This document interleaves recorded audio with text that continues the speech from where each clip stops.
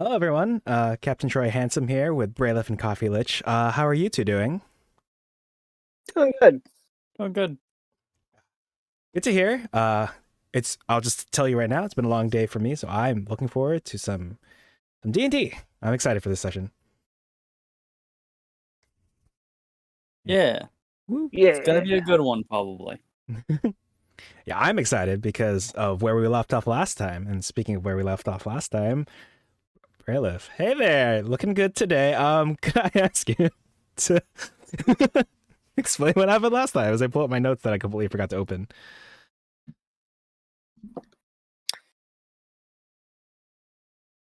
Let's see. We died.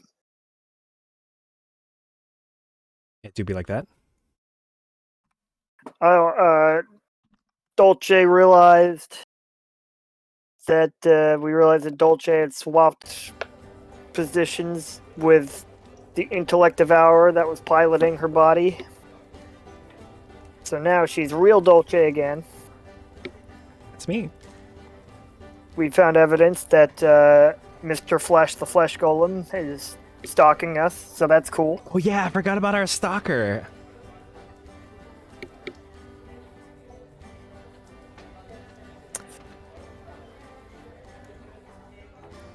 I'm looking forward to reintroducing that concept.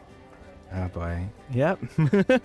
I also look forward to seeing the enemy that almost fuck obliterated us or whatever.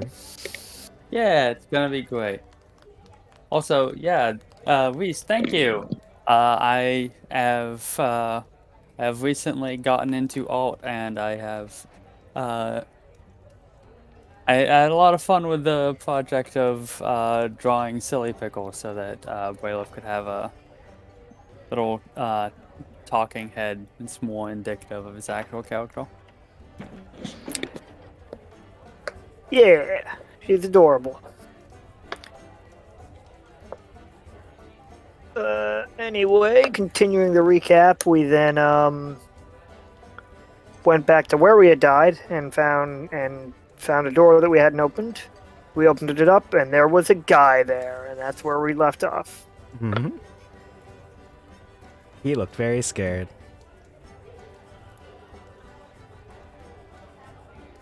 Yeah, let me go ahead and reveal where we are on the map. As personality just completely shifted between episodes, and he's just gonna jump, you know. It's just Gaston from Beauty and the Beast. God, I've already done that. I've already done that gag. Wait, have we? Wait, who was it? I forget. It was Gaston in the. Oh yeah. Oh my gosh. You even like unintentionally guessed that it was Gaston. I have a fondness for Gaston, not because I like him as a. I don't know. There's just something about. How do I phrase this? You know, it's because he's very memey, and also when my family and I we went to Disney World, there's an entire tavern dedicated to just Gaston, where you can get a turkey leg with the same energy as when you go to the Renaissance Fair, and you can get beer, which is I think some sort of sweet apple juice thing. You can also get a very large, about 30-ounce ceramic stein.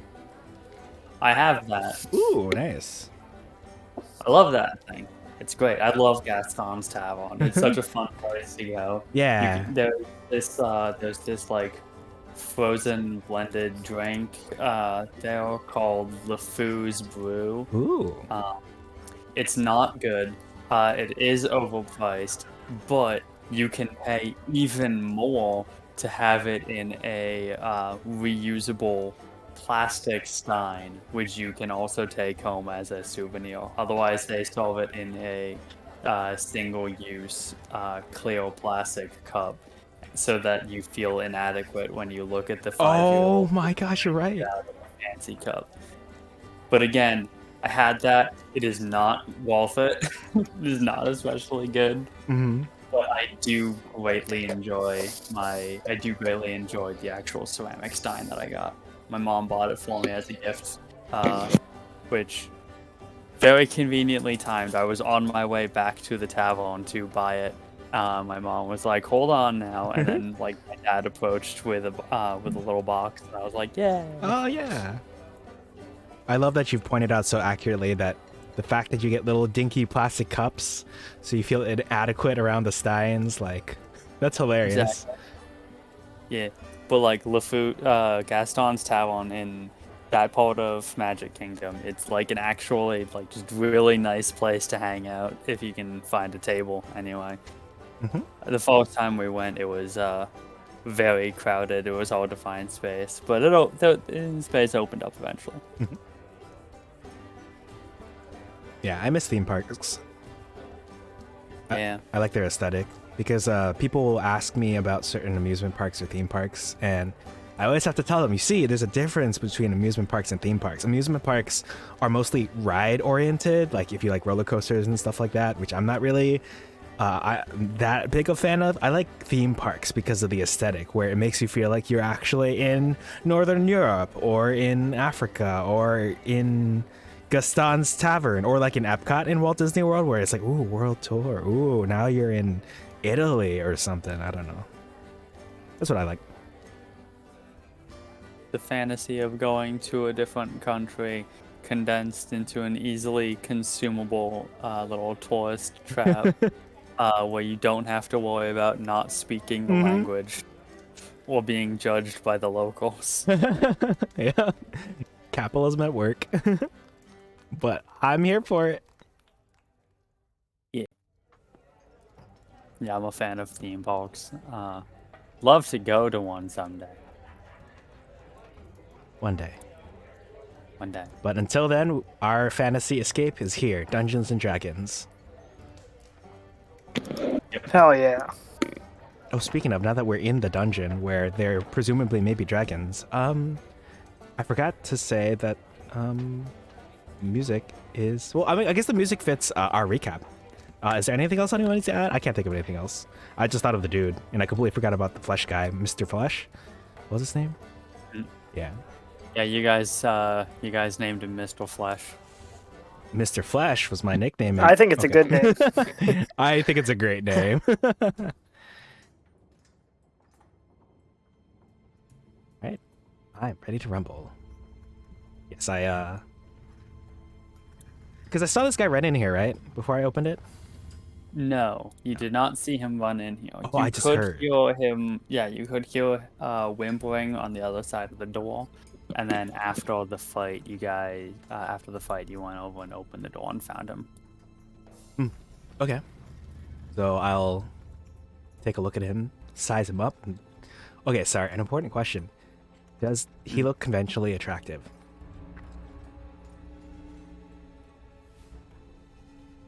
Roll me a d20. 1d20. All right, I got a 16. Yeah, it's kind of alright. Okay. Solid 8 out of 10. Yeah. Wait, is that actually the how you determined? Like divine? Yeah, pretty much. I love that. Immediately after I said to roll a d20, I was just like thinking to myself, I should just had him roll a d10. Nice, because I would not have put that together if Braylif hadn't said that. I would have been like, wow, I wonder what sort of cool mechanic our DM used to determine the attractiveness based on my d20 roll. Braylif's over here like, just divide by 2. Nah, D20 works better, because then if you roll 17, you can say it's an 8.5 out of 10. That's me. Yeah. All right, so Dolce will ask. Basically, it determines how she would ask, but she'll say, "Hey, are you okay?" Instead of, hey, are you okay, ugly? Or, hey, are you okay, Uggo? He's a 10, but you found him in a closet, cowering in the corner, covered in his own filth. So you're saying he's an 11?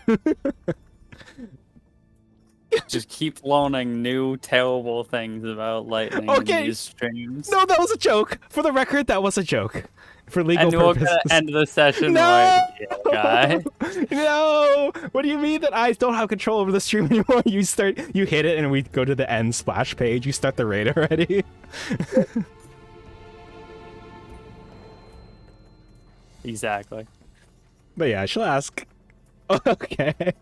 I can't unimagine that now. She's like, "Hey, beautiful, are you okay?" Or like, "Hey, are you okay?" Because my eyes sure aren't looking at you. Oh.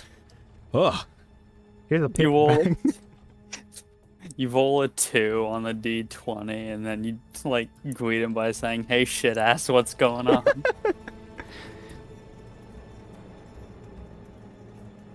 So, as we established last time, there's a man in this closet who is very clearly terrified. The moment you open the door, he raises his hands up into the air in surrender and says, "Please don't hurt me." Oh, no. I'm not. Don't worry. I'm not a mean person. I'm not here to hurt you. By the way, what's your name? Give me a sec. She's only asking that because it just went through my head. Like, she would ask if his name was Alistair Black. Like, if he says Alistair, she's gonna get ready. Obviously, this isn't the final boss of Dungeon of the Mad Mage, but, like, she would ask, just to be sure. Yeah, he's just hanging out on the first floor. Just messing with people. No one's gonna expect me when they are no one's gonna be expecting me on the first floor when they're level 5. It's the big spoiler for this campaign that we've somehow never heard of, and only the DM was in on it. But yeah, it's like testing for witches. If we kill him and he dies, and he's not Alistair Blackcloak. Exactly. Alistair Blackcloak is actually just hiding somewhere on every layer on every level of the dungeon. You have to find him. You have to find him every single time to be able to unlock the actual final boss fight. Ah. Because he leaves behind a single clue to his ultimate weakness. It's like, where's Waldo? Exactly. If you don't find them all, you just can't damage him. God. You just get the bad ending, and you guys have to replay the entire campaign. God, this sounds as convoluted as Glitz Pit Season 2. Oh my god. Or was it my Glitz Pit? Let's just throw that out there in the middle of the stream for all the people who definitely know what that means. It's a nice inside joke for us kids here. Kids? So for you and Bailiff, got it.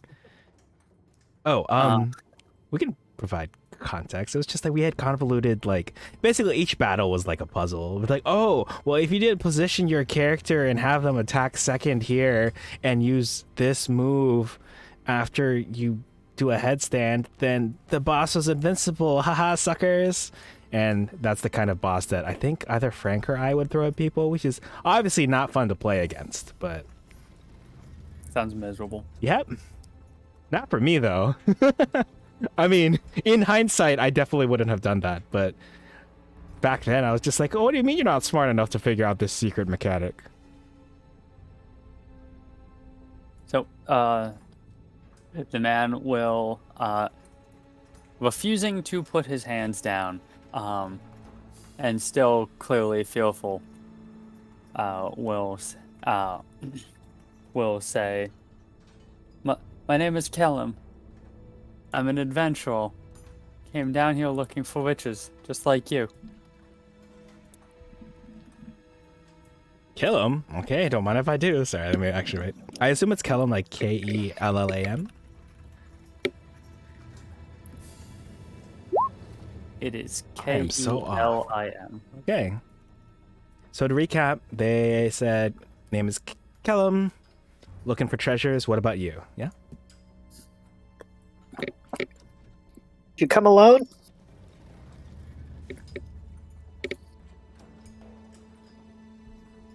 No, I was part of, I came down here with my party.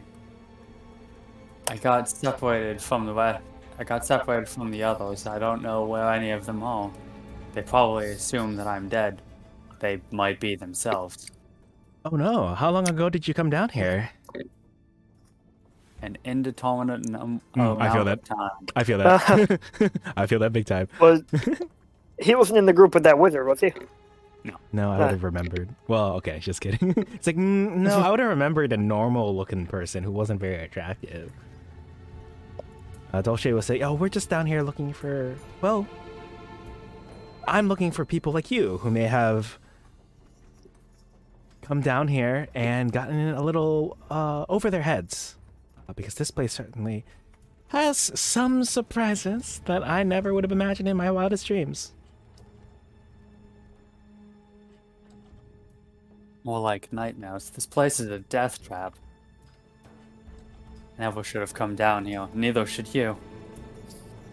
Well, we've cleared much of what's going on around here, so you would presumably have a safe path back up to the yawning portal. But if you're worried about your teammates, perhaps you could tell us more about them. Perhaps we can keep an eye out for them.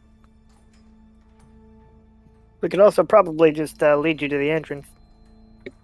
Yeah, give me one moment. You know, that did cross my mind, but I was feeling lazy, so I was just like, yeah, you can make it, right? Nothing bad will happen to you, right?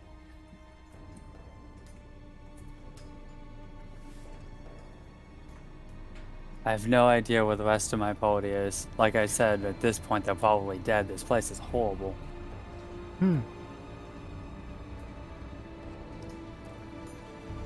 Well, there's something, even if they're dead, perhaps we could bring you back a memento of them, you know, like a patch maybe one of them wears, or like a jacket or something, if in case we come across them and they have succumbed to the nightmare of this place. It won't make any difference. Look, you said you could lead me out of here though, right? Dolce doesn't reply. Yeah, sure. Immediate side eye from Dolce. Silly Pickles is the one who said that we could lead this person out, and I will let Silly Pickles take the lead on that aspect of the conversation. But she will not protest, at least verbally or out loud or visibly. Tell him, you said you could lead me out of here, right? Silly Pickles, yeah. Dolce, no. I don't wanna. Who are you gonna listen to? The person who's alive or the person who's not alive? You have technically died the same number of times. That is true. I just look alive. And yet, yeah, I gave you the chance. I gave True. you a choice. you did.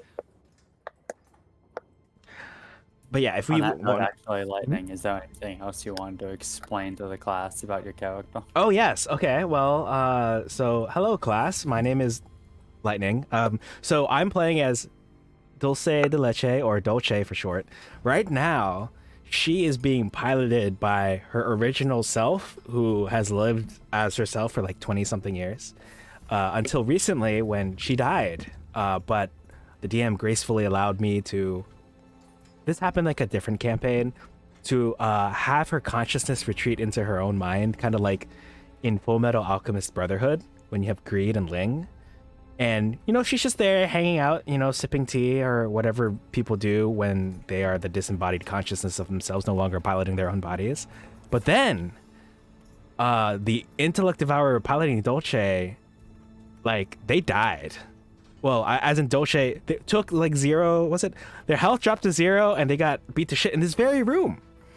And then when Dolce woke up, it was original Dolce controlling her body, not intellect devourer Dolce, who's been controlling her body for the past like indeterminate amount of time, between like, you know, 3 months to a year.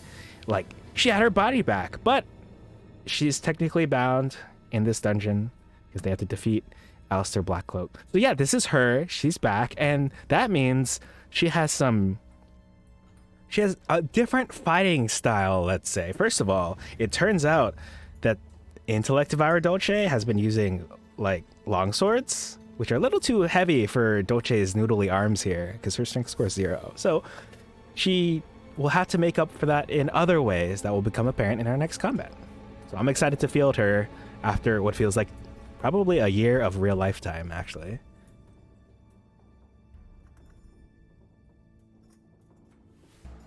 Yep, that's the story with her.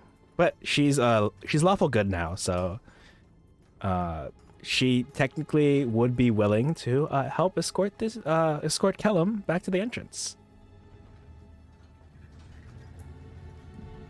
Woohoo. But yeah, she'll say, well, we'll lead the way. Mostly silly pickles, of course.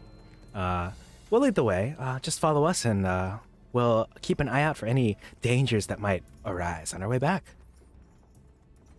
Just love the idea of like, you're comatose, you're trapped inside your own brain for like probably a couple months.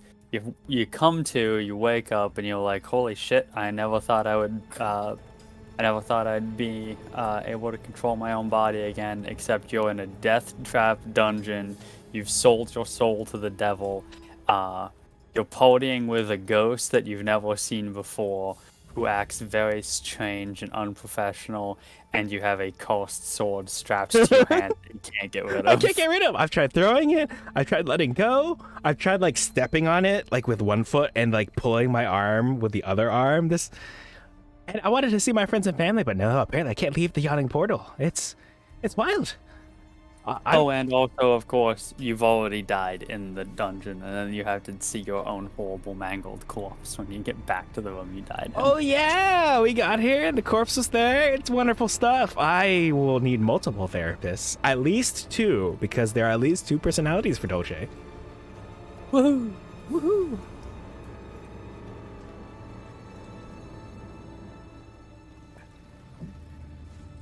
Okay, well, she will kind of like kindly gesture Kellum, I almost said Alistair, Kellum to step out of the room. Like she has like her longsword hand kind of like pointing towards Daffodil's direction, and she has her left hand outstretched like Aladdin in Aladdin.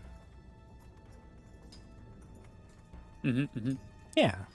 Wait, can I roll insight on this guy actually? Yeah. Right. A 9. Seems to be on the up and up. Can I roll insight on this guy? No. Okay. Yeah, go for it. Aha! What'd you get? 12. Seems to be on the up and up. Okay. Let's roll blockhead at him. No.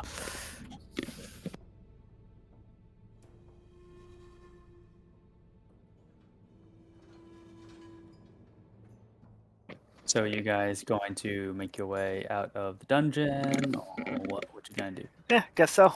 Yeah, I guess so. So excited. How slow do you want me to take it?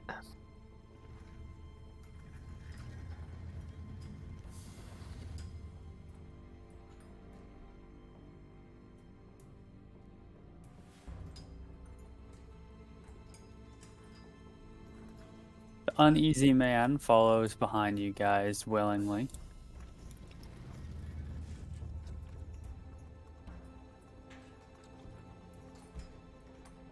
Sorry, what was the confirmation for how fast we should be traveling? There wasn't one. Okay. I thought you were asking Lightning. No.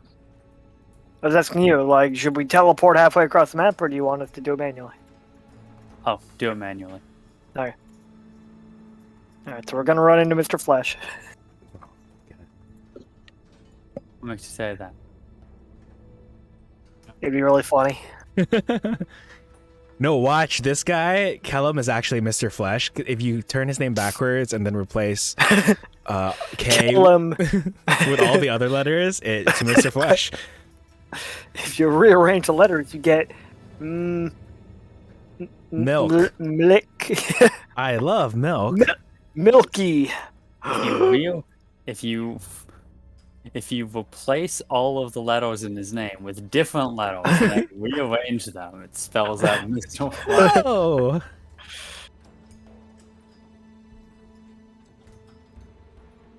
Well, that is certainly a thing that just happened. What the fuck? What? I accidentally put him in the wall. And then when I tried to move him, I just accidentally flipped his token around. Oh, I've done that. I just did that again in reverse because I was like, I assumed that his token got flipped, but it did not, thankfully. Not that it matters, I just fixed it anyway. Those of you who ever look back on him, Kellum is very clearly anxious walking through the dungeon. His eyes are darting in every direction, seeming to see death in every possible shadow. Well, yeah, I'm right here. You're not death. I'm the embodiment of death. You're the ghost of a kindergartner. Yeah, Ghost of the... This is no offense to Daffodil Silly Pickles, but Ghost of the Kindergartner, for me, sounds more accurate than... when you say embodiment of death, you're telling me that your character is actually the Grim Reaper who died, and perhaps that's the real reason why we can't die in this dungeon? Which No, means... I mean, if you look at me, you're literally looking at death as in, like, something that has died. You're Tinkerbell in a bedsheet. Yes. Dead Tinkerbell in a bedsheet. Ergo, how do you pronounce it?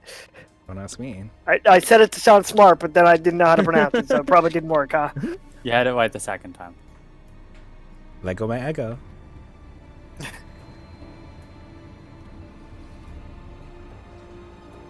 Alright, I'll go a little slower than that. Huh.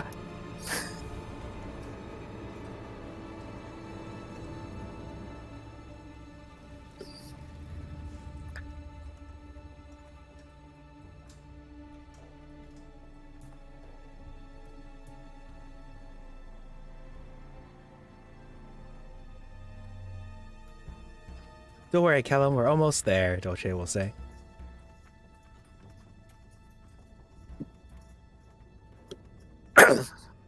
Wonder if Quinn put Mr. X's theme in the music track. If I can't use less known shit from Dragon's Crown, you think I'm gonna put Mr. X's theme in here? Yeah, you should have put X gonna give it to you. That's That probably would not be licensed. more like copyright. Right. I can disable the pickup of the Firebox audio if you want. Like I'm not adding that shit in for a predictable joke. I see. You're saying that to throw us off. So it'll be even funnier when it happens. If I'm gonna throw in a predictable joke, it's gotta at least be my idea.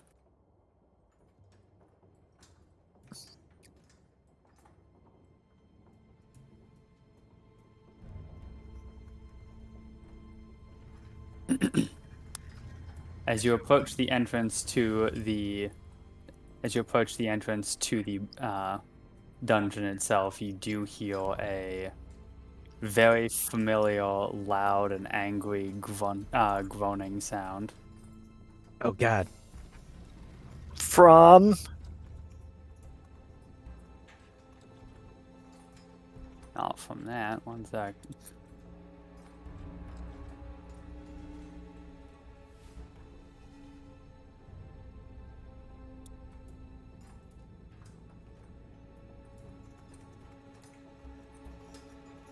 But this isn't the copyrighted shit, right? Yeah. Cool. And to answer your question, you hear the very loud and familiar groaning sound from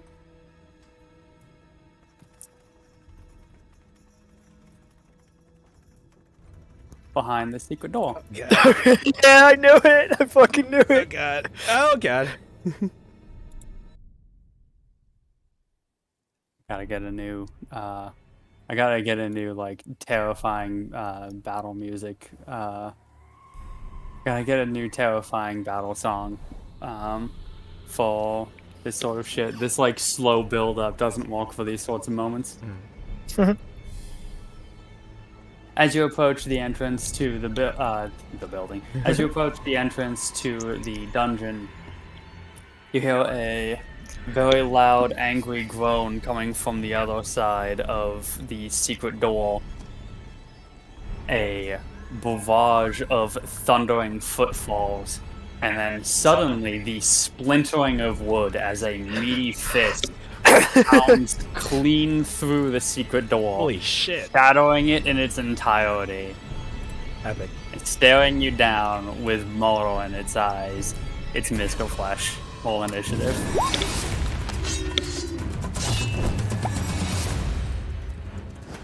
No blockhead, you did not get an 80 on the initiative. Dolce is gonna scream, "What is that?" That's the guy I told you about. Oh my god! But you can hurt. So how does the bucket work again? You have to send the money up the. Let's see. Let me go back and read it read the specifics actually, just so we know for sure.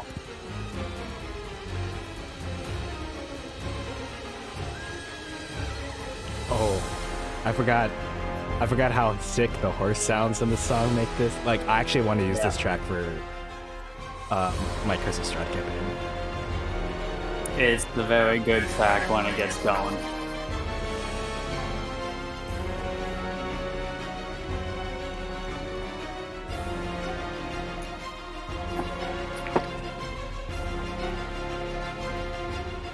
There's no indication for how long it takes the gold piece in the bucket to get up to the yawning portal, but it takes 10 rounds. It takes 10 rounds, it seems, for the rope to get down here, and then another 10 for it to get back up, and it will only take one person at a time.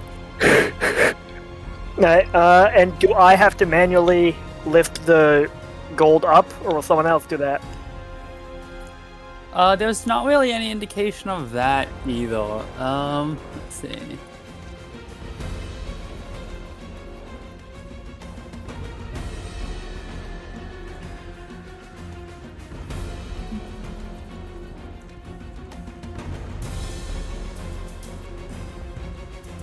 Yeah, it doesn't say if, it doesn't really say if you have to manually, like, get the gold pulled up. Or if you have to manually send it up. We'll be generous and say that you can,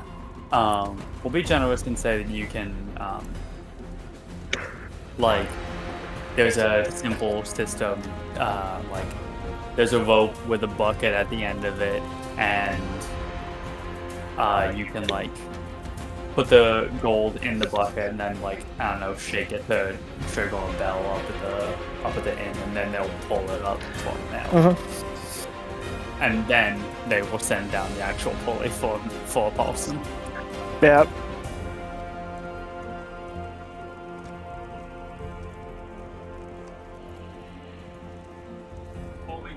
But before we can get to that, it's time to die. Because first up is Mr. Flash. Curse you, Mr. Flash. It's gonna go 1, 2, 3, 4, 5. Mr. Flash will just stomp on the bucket. No. Just destroys the bucket. He rips the entire rope down. He starts swinging the bucket around as a weapon.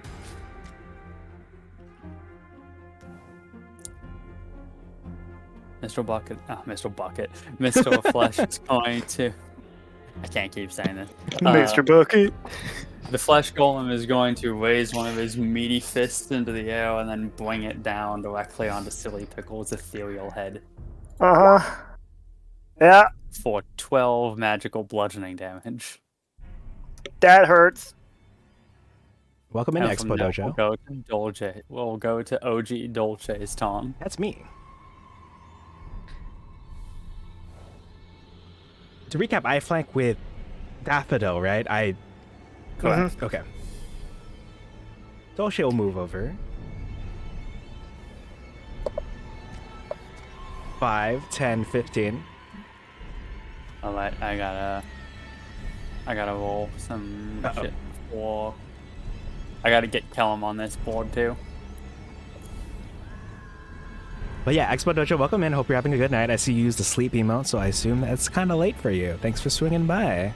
We are also swinging over here, swinging our fists at Mr. Flesh over here. That's not his real name, unless it is, maybe.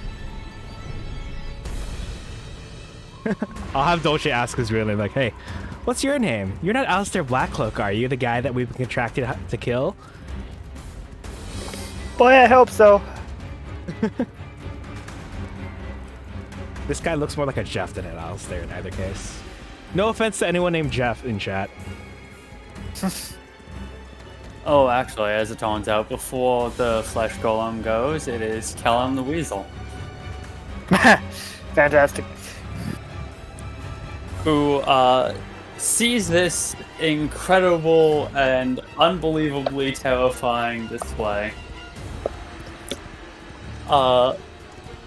Screams in a higher pitched voice than you thought he was capable of, and immediately bolts in the other direction.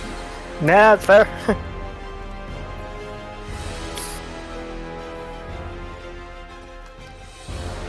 Now it's Dolce's turn. Okay. Dolce will yell out, "We got this!" And she's gonna move over here, and she is going to use... Okay, so she'll pull out... Hold on, I can look at the spell. It does have somatic component. Okay. She will sheathe her umbrella. Then she will take the not-sus longsword that has been duct-taped to her hand, and she will strike. Yeah, just a normal attack. We'll do that. Okay. Yeah. Let's go! That is Whoa! quite the opening move. Oh my god.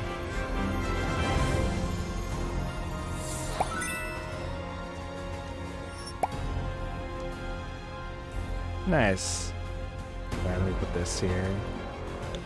Really nice that you got it on the coast longsword instead of your umbrella. Also, now that she put it away, she should have gripped it with both hands, but that's okay. What were you saying? Silly Pickles did tell Dolce that he's immune to non-magical damage. Yeah, but that doesn't necessarily mean that she's not still going to keep swinging with a non-magical attack out of like muscle memory. Oh god, right, you have no fucking strength. Yep. Amazing. Love to see that. Okay, Yep, so no that's modifier. 7 damage. Ow, okay. Oh, we're fucked. We're gonna die. She'll grab. Love to see it. She'll grip the sword tightly with both hands and strike a second time as part of her extra attack feature. Mm-hmm. Natural one. Natural one. 14. That does still hit. All right. Oh yeah. A total of 9 damage this turn. He hasn't healed since the last time we fought him, right? He has no concept of... Dolce will release her left hand from the sword and hold it up in a defensive position, and I think she will end her turn. I really enjoy the fact that you ask if the flesh golem has healed since last time, as though it would make a difference with your one person capable of dealing damage rolling like that. yeah, you're right. A 7 damage crit.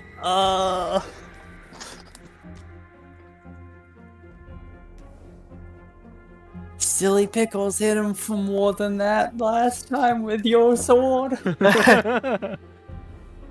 It's what happens when you haven't used your body for 3 months to a year, indeterminate amount of time.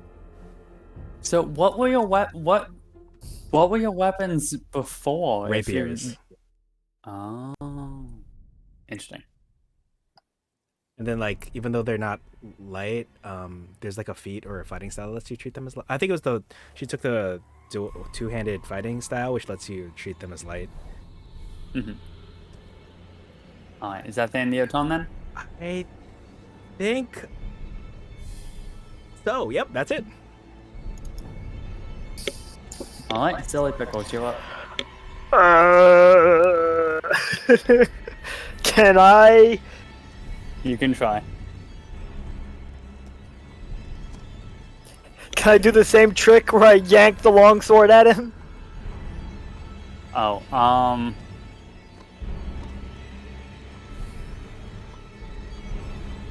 at this point, it would probably have to be like the actual like mechanical whip it out of someone's hand thing, because Dolce is conscious and needs to hold on to it to not be disarmed. Yeah, but like, is she like? She's not like unwilling to part with it. It's just like stuck to her hand, right? Yeah. Okay. So So now you're actively walking against muscle memory too. So you're saying she'd have to make the save? Yes. Okay. Don't you have the option to move over, possess her, and then use your action to make her attack? Yes, but then we're both the same target and we're going to die. Yeah, but you're going to either way. Yes. But also that would like not require like weird tangential like read this ruling again while squinting and looking at it upside down, and also doing the thing that I said I wasn't gonna let you do again. I didn't catch that, but I actually do remember them saying it probably just for that one time, since it was a dire situation. okay. Considering the fact that she is still awake, I would rather you use the like intended mechanics. Okay. I'll move over, possess Dolce if she'll allow it. And even if not, you have to make a save. I mean, technically you don't have to, because I think I've already possessed you today, so you're immune to it unless you choose not to be. Oh, I think you explained the situation to her, so she'd probably be willing to let you possess her. And now I'll force you to make an attack with it, which is going to be significantly worse than if I attacked with it. So I guess make another. Yeah, cool. Hit. It might add 4 damage. Hold on, it might add mine to it. This is how you do it. It adds 4 damage. Nice. So yeah, congratulations. This was notably better than just Dolce attacking on her own. Yeah, you did more damage than I did on my turn with the crit. With a crit and a regular attack, yeah. Yeah, 2 attacks and crit. Nice. Fair enough. Anything else from you? No. The next up is the golem.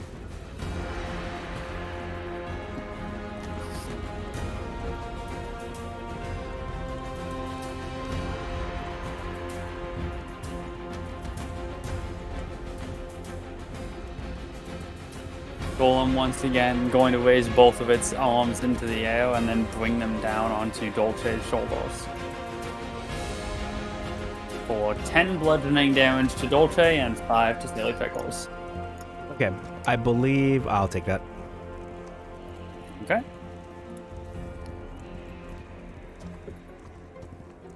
It's also going to move Kyo to be a little bit more intimidating, pin you right up against the wall. Ooh. Oh, I'm at dinner first. Mr. Cool. Mr. Fletcher just has the hand like on the arm on the wall, like they do in those schools. Exactly. Exactly. Like, hey, come here often. So, did you take Booming Blade and... I did take Booming Blade and Mobile. Okay, well, that might actually work here.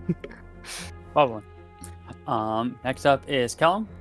Gonna go 1, 2, 3, 4, 5, 6. 1, 2, 3, 4, 5, 6. Dolce, you're up. Okay.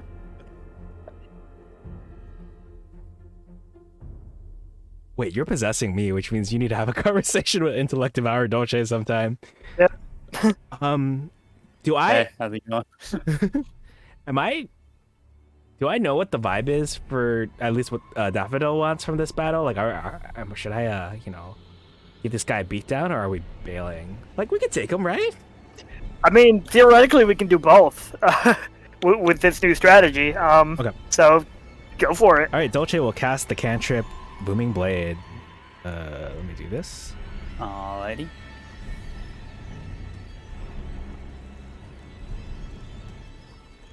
Yeah, she'll brandish her not sus longsword, and flavorfully she'll grip it with both hands and like bring it down like a hammer onto the head of Mr. Flesh. Alrighty.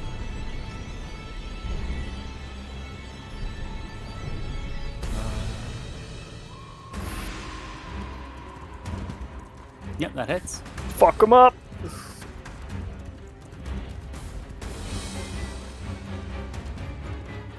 So that's another 7 slashing damage.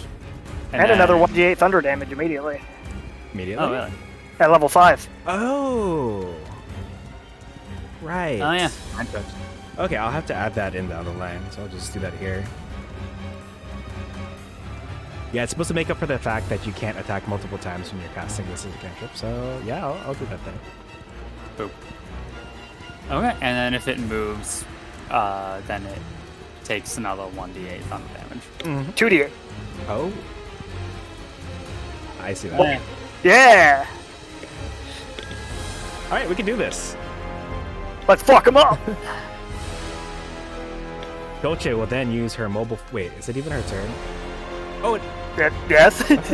sorry, I got confused. Alright, she will use the mobile action, and she'll go... Mobile action. She'll use the mobile feat, and she'll go 5, 10, 15, 20, 25, 30... 35, because mobile increases her speed. She'll hang out here so she can get a good eye at this creature. Well, he's still gonna be able to reach you then. Wait, what's the speed of Mr. Flesh? 30, but you didn't move. You didn't really. Let's see. 5, 10, 15, 20, 30.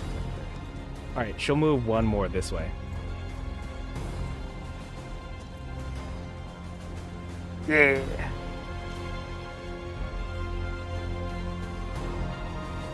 I think that's it from Dolce. Alright. Silly Pickles, you're up. Hmm. The hilarious thing is that if I was gonna let him go through that corner, then he could still catch up to you, but I have a long and storied history of not allowing people to pass through the corner. I mean, yeah, I don't think anyone really does that. I think it's generally accepted to be allowed.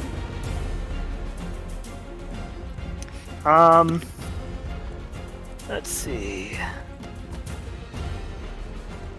Actually, I don't know if there's a whole lot I can do here. Good dash me, but then... Yeah. I'll have you take the dodge action.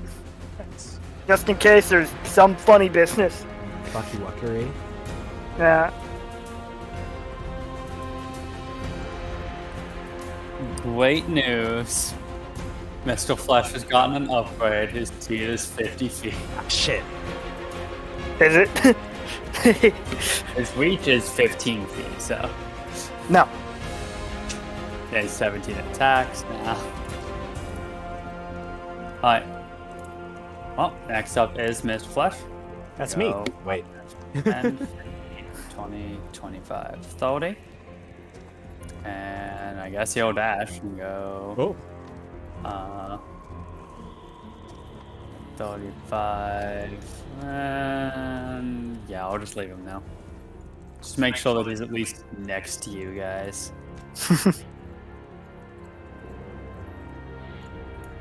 Does that mean Mr. Flesh will take the booming blade damage, or... Yes. Oh yeah. Yeah, roll for that for me. Yahoo! Yahoo! Below average. Okay, it's our first time using it. A lot of sevens in this fight tonight. Let's see, where's Kellum going this time? I would zoom out to look, but technically Dolce doesn't know anyway because she can't see that far, so I'm not even gonna look. Let's...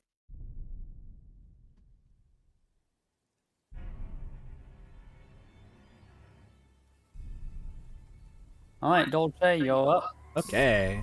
Dolce. You have no idea how tempting it was, how tempting it is to, like, actually just expand Mr. Flesh into, like, a terrifying abomination. Just like, oh yeah, he's got legendary actions now. I wouldn't blame you. I would, considering how stacked the odds were against us already. Yes. Hey, you know this guy? You can't fight, yeah, he's even better now. Yeah, but you can fight him now. Is the Yes. thing. Now you have a half gas spell, That's me. Yeah. which you didn't before. Dolce will grip her sword tightly, and she'll like bring it up from like up below her waist position and strike with booming blade yet again. All right. I have a question about. Well, I guess I can. Okay. I have two questions about the two-handedness of the sword. So, like a melee attack. I assume that if I'm using the somatic component with like my left hand to cast the booming blade spell, but then I make the melee attack, I can put my left hand on it to swing with both hands, or is this going to be a one-handed longsword attack? I don't know how this works. I feel like the intention is supposed to, in this sort of situation, is supposed to be that you're not able to use it for somatic components and then also hit with it with a two-handed attack. Okay. But I mean, like, I'll allow it. Oh, okay, that's great. Thank you. I would be Yes. okay either way. This is a dungeon. This is a mega dungeon for 4 to 6 people, and I haven't given you guys 2.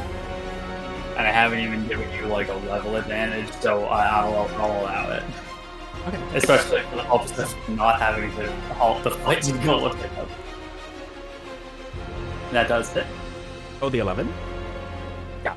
Oh, nice. All right, 5 slashing plus. I have to do the thunder. 1d8. Yeah.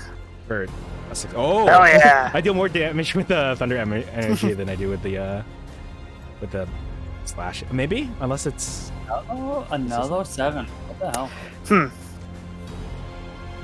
And, Alright, never mind. I'm silly. and thankfully, thanks to mobile, she'll start moving. She'll go 5, 10, 15, 20, 25, 30, 35, 40. Oh, I'm gonna hate this feat. I just know it. It only came to mind because it was one of the feats I was originally considering for Dolce until I didn't. But then I was like, wait a minute. What's that feat? It's really beneficial to what our strategy has been so far. Oh shit, this is going south, run away. I can definitely respect it from that perspective. It's just admittedly like always kind of frustrating to be like, oh cool, so I can't I as the DM can no longer participate in this fight. Fun. Alright, is that the end of Dolce's turn now? I think so, yes. Silly Pickle, is there anything you wanted to do? In fairness, I also can't really participate in this fight. So, but yeah, I'll have her dodge. Alright. Stop as you go. Gonna go 1, 2, 3, 4, 5, 6. Take that damage. Oh, yeah, I'm gonna roll it. Yeah. Ooh, 12 thunder Yeah! damage. Not bad. And yeah, he'll just dash, I guess. Go 1, 2, 3, That's fair. 4. Put him now.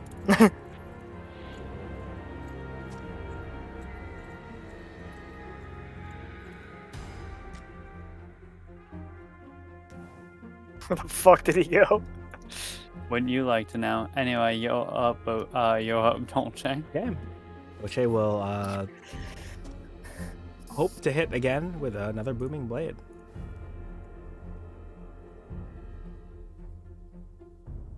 Yep, that hits. Plus 1d8. Alright, this time she deals more with the slashing than she does with the thunder as she brings up from her left side below her waist up and kind of like uppercuts and inflicts some booming energy that is staying in place there. Mm-hmm. And then she'll go use the mobile feat again and go 5, 10, 15, 20, 25, 30, 35, 40. Mm-hmm. I think she's done.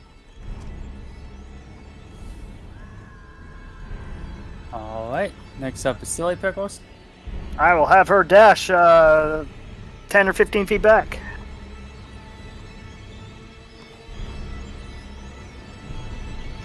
Wait, All right. how many feet back? 10 feet. Okay.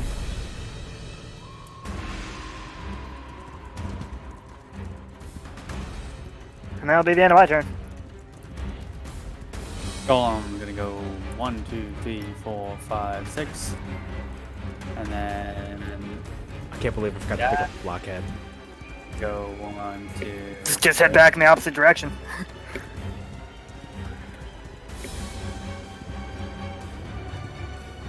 My poor, horrible monster. Reduced to...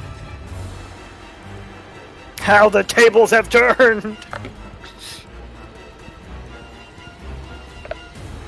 Our DM just puts a fireball trap somewhere, killing me instantly. Oh yeah, and deal that damage. Oh. Yep.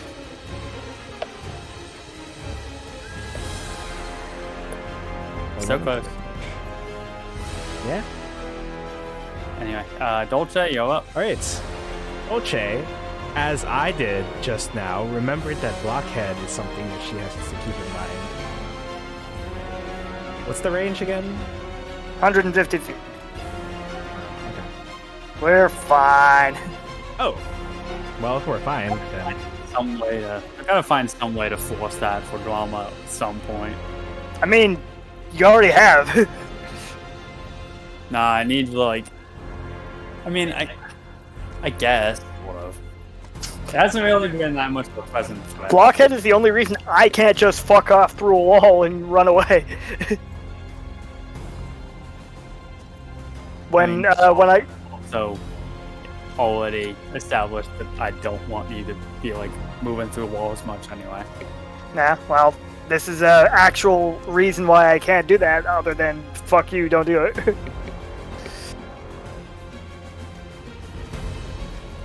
Alright, Dolce will use Booming Blade again. This time she's going to kind of like tilt her sword horizontally and like slam with her left hand. Like she'll try to slam it into Mr. Flesh with a 22. Alright. Feel free to describe how you want that to go down then. Oh! Okay. She'll like...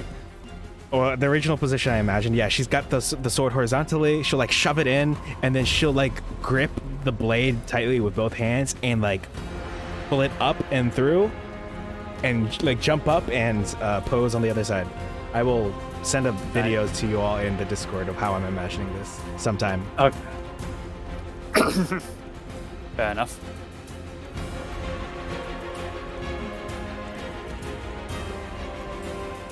Yeah. So to recap, it's just basically like she pushes the sword through and then she like grips it tightly to like bring it up through and out. Nice.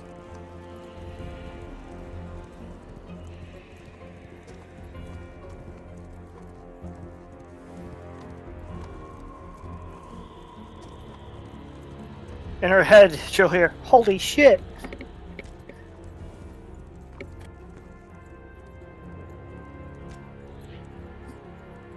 Wow, you did it! I want Dolce to come up with some. You know what? She'll make a quip like a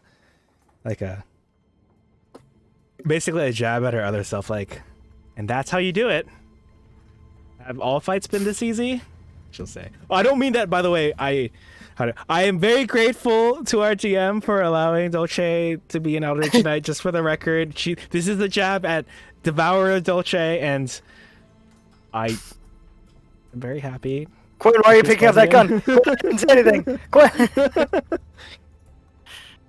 Don't worry. I'll get my revenge. Hey, this was our revenge. I see where you're coming from, but Mr. Flesh was going to fill a Mr. X role for a while. I was going to have this. That's guy, fair.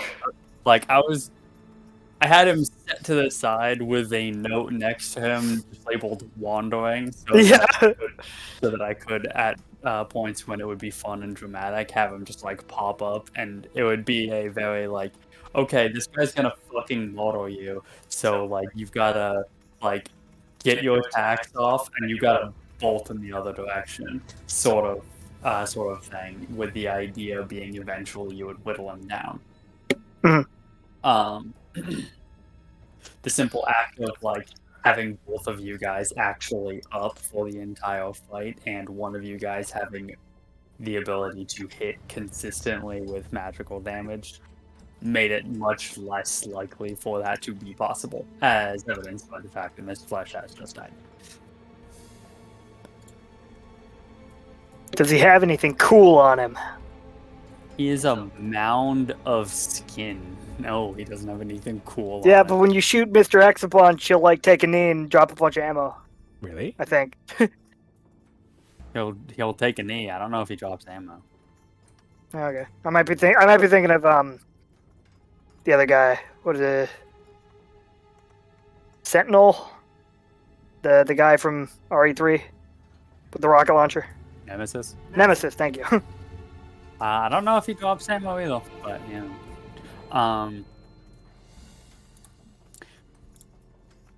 Regardless, this is effectively a much worse Frankenstein's monster that is at best wearing a loincloth. So if you want, you can get his Loincloth? soiled off. Oh lord. Oh no. It's even worse than I was imagining. Like I was fine with just the loincloth, but the very real and admittedly real fact that it's the soiled loincloth, I'm just like, okay. The loincloth is also made out of flesh. Impressive. Actually, that's pretty cool. I mean, it might be. Like, I doubt it, but like, give me a sec. I'll check the alt. Zoom in, enhance. Let me pull up the art for stream of Mr. Flesh, and then we'll all take a look very carefully together. Group activity. It looks like it's made out of cloth and not like human skin. I think you're muted. Sorry.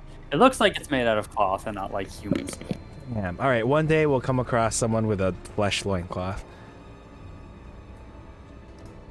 Comment on, hold on, let me check the alt, and I just have to pull up the commission I just had finished.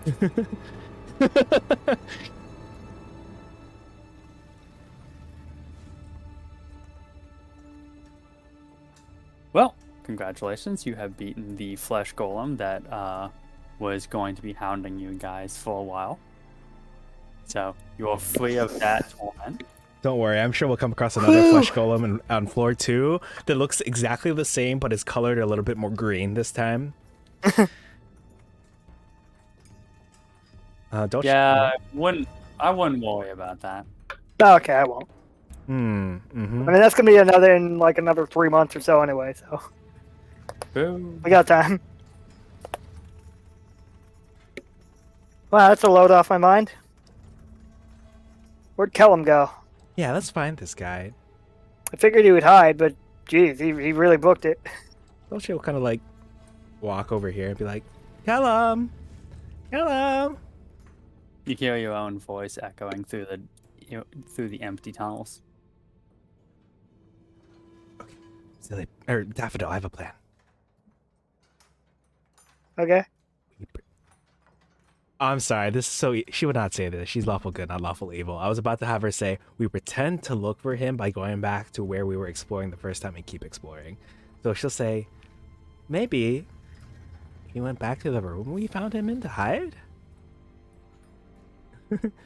You could just faintly hear in the back of, like, in her mind, maybe, the other Dolce saying, yeah, he went back to that room to piss himself!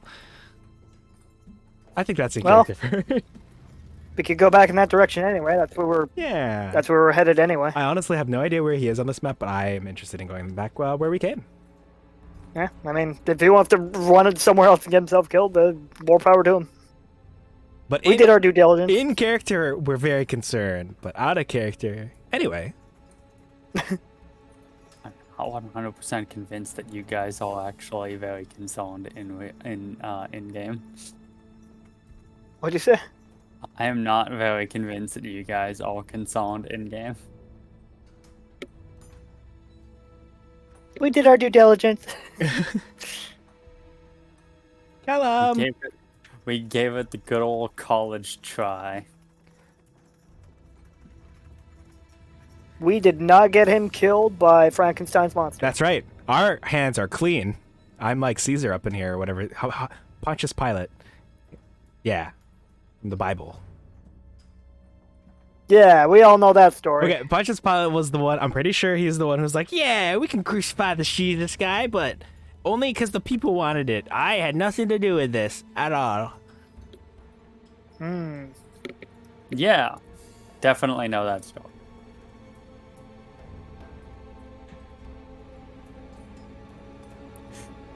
Bailiff, quick, what anime is Bible from again? That's a pretty good joke. I love that. I saw a book at Walmart that was like the super awesome graphic Bible or whatever. Like, it had a really bombastic title, and it appeared to be like an epic adventure version of the Bible. Nice. Oops.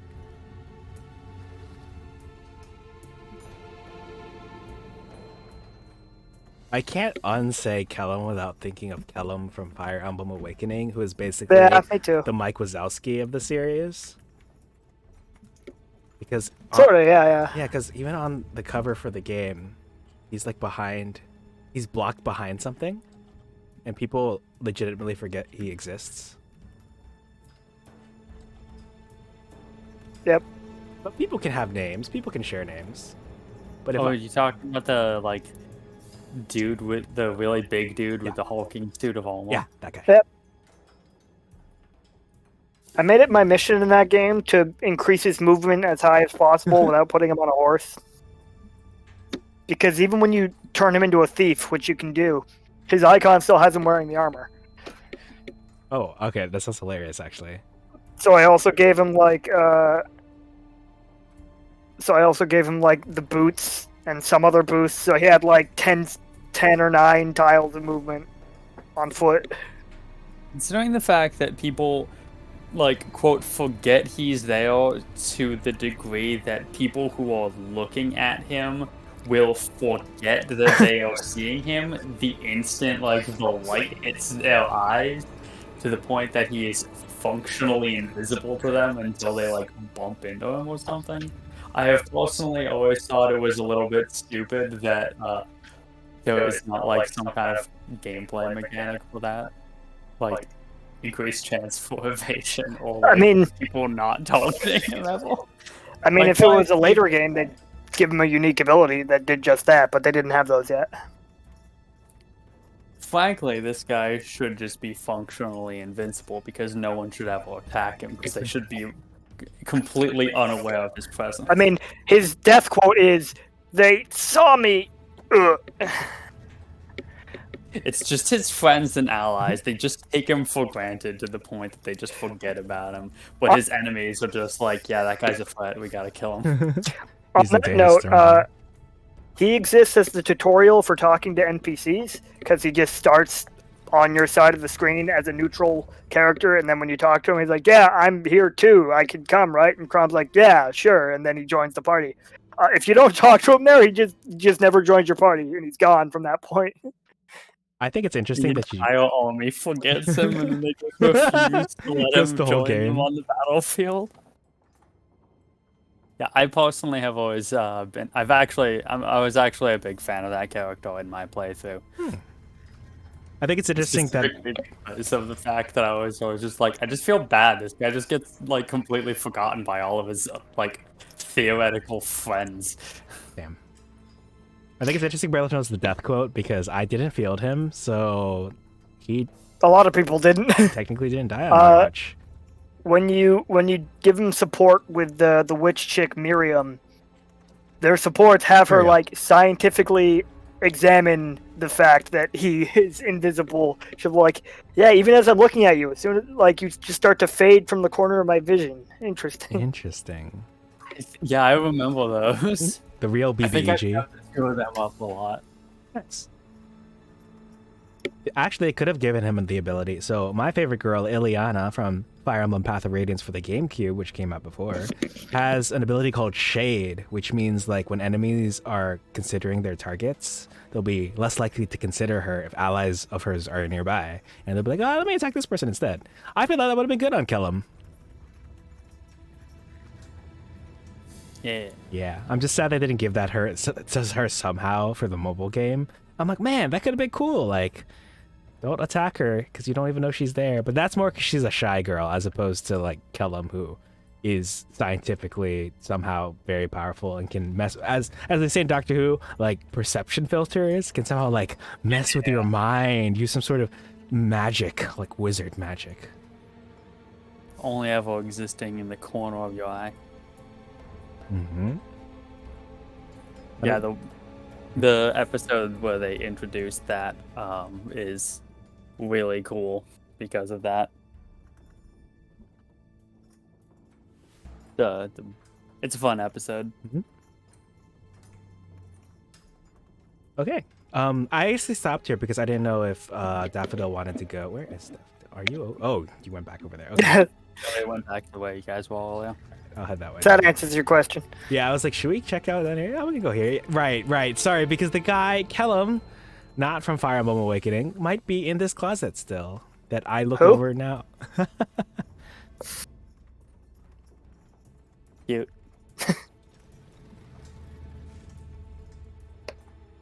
All right, Dolce will open this door if it's already if it's closed, and she'll like peek inside.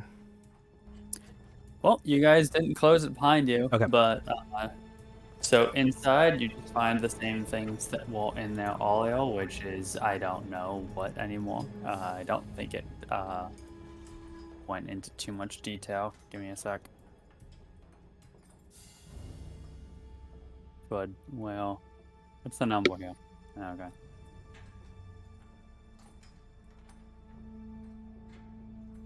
Ooh, that's interesting. Have you guys not been there? Open way. Probably not. Don't worry about it.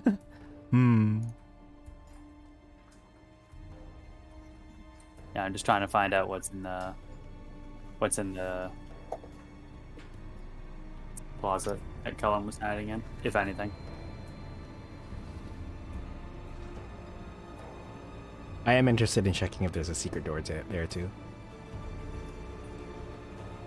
Oh yeah, shit. We forgot to say I investigate the room in every room. Yep, you guys are not great at that. So there is nothing of note in this closet, but if you want to roll perception or investigation to try to find any secret doors, go for it. I will perceive the room. You do not find any secret doors in this room. Damn, Daffodil, no secret doors in here. I will perceive this room.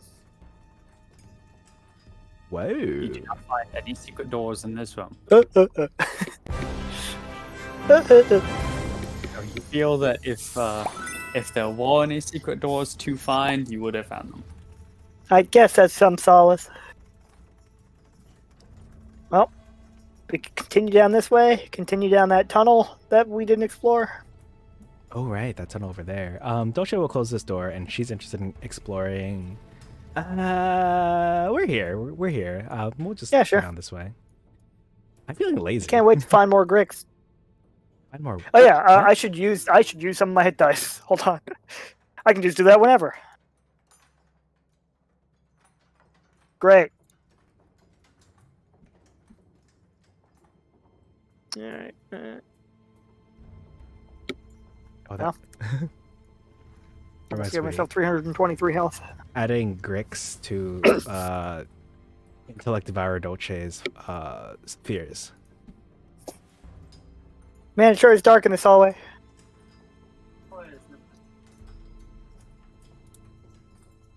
Give me a sec.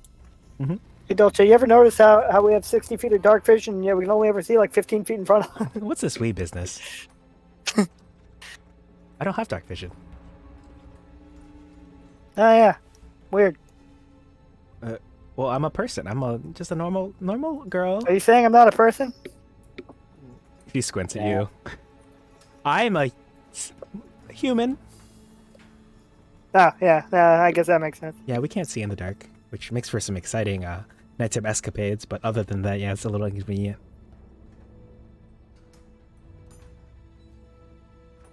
The hallway,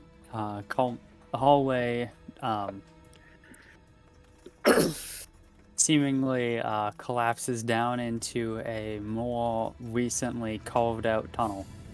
That doesn't make a whole lot of sense to me as a DM. Yeah. Everyone knows the tunnels collapse into carved versions of themselves or something. Just science. Yeah. That's how the pyramids are built. I have to assume that it's supposed to be like indicative of like individual hallways that like did exist and were carved out and then like collapsed or something due to poor maintenance, but the book doesn't say, so I don't know.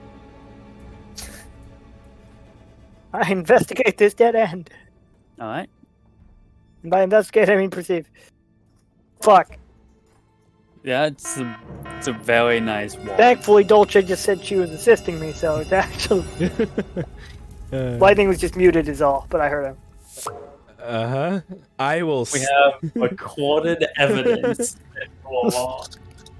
Oops, I you muted myself on both ends, and anyway, I'm gonna go ahead and perceive separately. Amazing. I appreciate the fact that you kind of unintentionally prevented Braylith from retroactively saying, like, also I help. Oh, Yeah. well, that's because I don't allow that as a DM, so... Yeah, I mean, that's totally fair. Oh, yeah, like... You guys have very obviously been joking every time you did it. You get like one genuine, actually, can I help that before I'm just like, you know what? No. Anyway, I cast guidance, so I'm gonna give you guys disadvantage on everything. so it's actually a 229 perception check. Sorry, I didn't see that. Anyway. Oh, I said it was a 229 perception check. So I wasn't listening and I don't know, so anyway. You guys, so I think you're muted. the twisting narrow tunnel culminates in a sudden and unnatural dead end.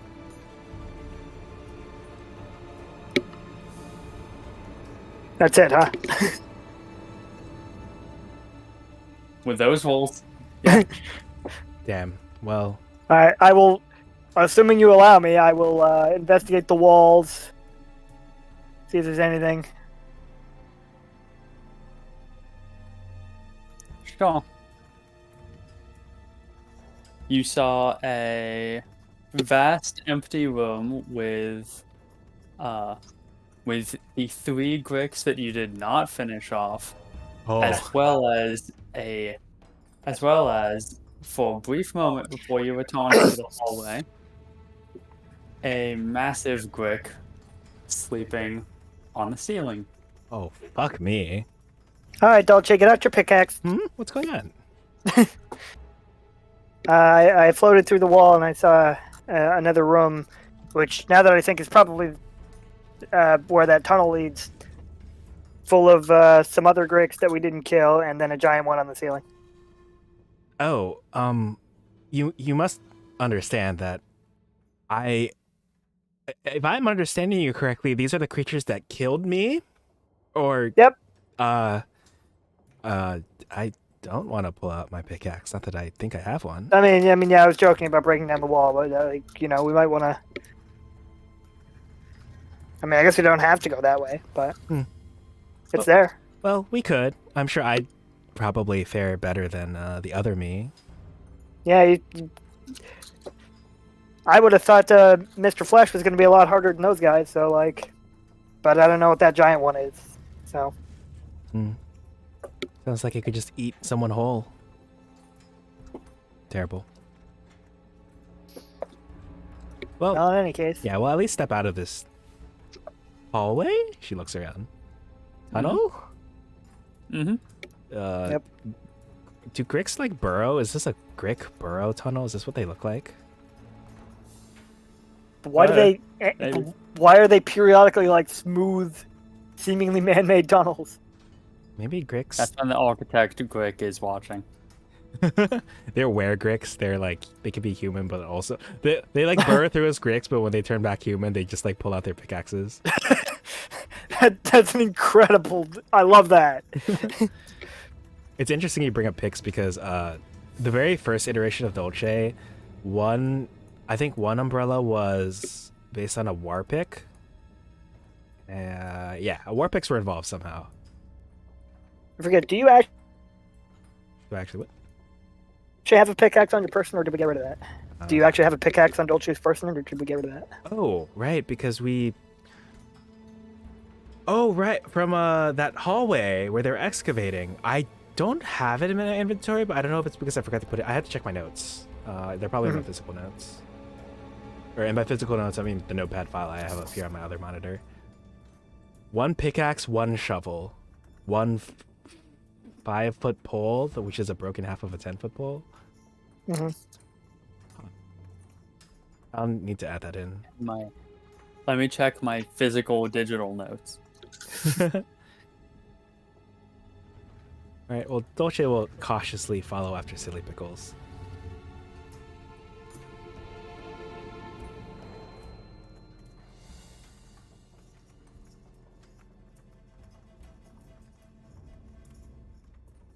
Good thing I'm short. Indeed.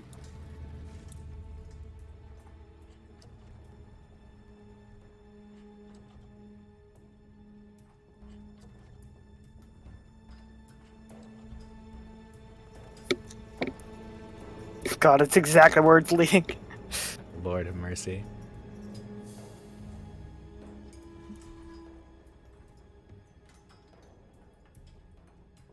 Oh my god. Oh. Interesting. Interesting lighting. Oh. Oh, okay, there they are. I hate the UI for Roll20 so much sometimes. If I have switched to the GM layer, I do not want to still be on the reveal tool because this solves no more purpose on the GM layer than it does on the token layer. But alright, Roll20, go off, I guess. Meanwhile, when I tell it to pick the goddamn reveal tool, half the time it's like, did you want to hide something? You wanted to hide, right? You wanted the hide tool? You're gonna hide this thing? Okay, well, everything's hidden now. I'm like, I did not want to be on the hide tool. Man, I'd say this knowing that there are Roll20 sponsored streams out there, but man, do I hate Roll20 like most of the time. Roll20, please sponsor us. Roll20, Also, please fix sponsor your us. Shit. Yes, please get better. I don't know, bug testers, coders, everything. Designers. Yeah. Oh, and your lighting system, please, for the love of Christ, please. Like, not only the reveal tool, but I'm talking about like the whole map dynamic lighting. Like, oh my god, like I have to. Does dynamic lighting not work well? It's buggy as shit. So Okay. This entire map defaulted to dynamic lighting, and this campaign would be unplayable if I. Oh had yeah, it. interesting. yeah, because it's so big. Yeah. Like loading, like even with hardware acceleration on, the amount of loading that it would slow to a crawl.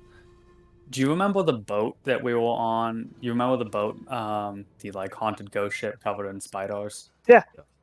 I tried to use dynamic lighting on that, and it was laggy as hell. It was borderline unplayable.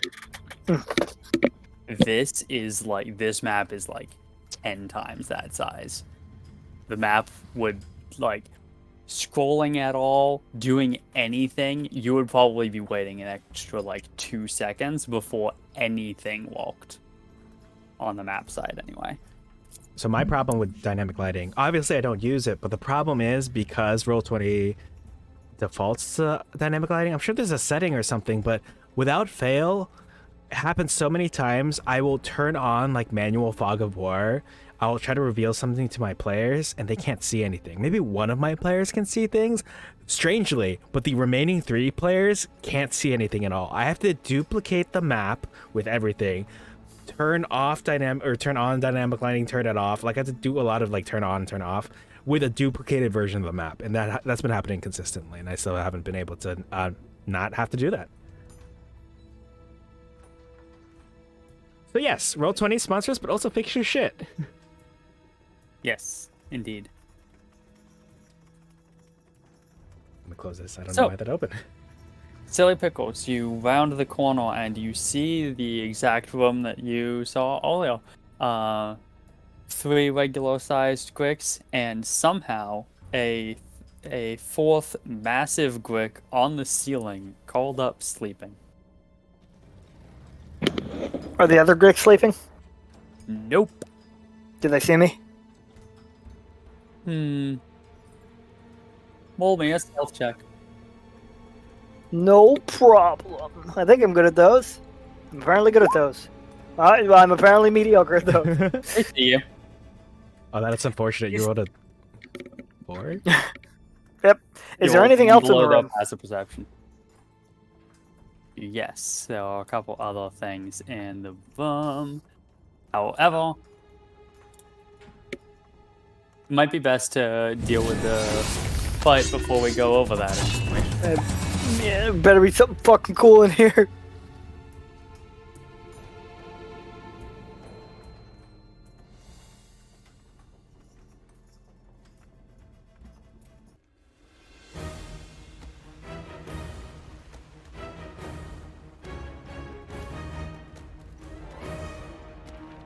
Ah, shit. What's fun is I can't tell at a glance, unless I hover over in the initiative tracker, which one is the gigantic one. Yeah, that's fair. Let's take a look. All right, class, we're doing this all together. You? Nope. You? Nope. You? I don't think it's woken up It is yet. now. Oh, right. Dolce is just sauntering behind, like whistling to herself. With the as Silly Pickles rounds the corner, the 2 of the Gricks that are within her line of sight spot her as well, and begin hissing a warning signal, which alerts the third one off in the corner. The massive one sleeping on the ceiling does not wake up, but it does visibly stall. That's not good. And before you can react, this one slithers at Silly Pickles and lunges and flings its tentacles at her. I believe that hits. Yep. So that is 7 slashing damage to her, and it lunges in to make a beak attack as well. Yep. That one hits for 2 piercing. Alright. And Silly Pickles, you're up. Alright, where is... Okay, you're standing on blockade. I'll move him just to... Alright. Thank you. Silly Pickles is gonna say, these guys are resistant to blockhead, so might want to possess you again. These tunnels are narrow, so maybe we could bait them out. So she's going to possess Dolce, assuming she allows it, Sure. and we'll have her take the dodge action.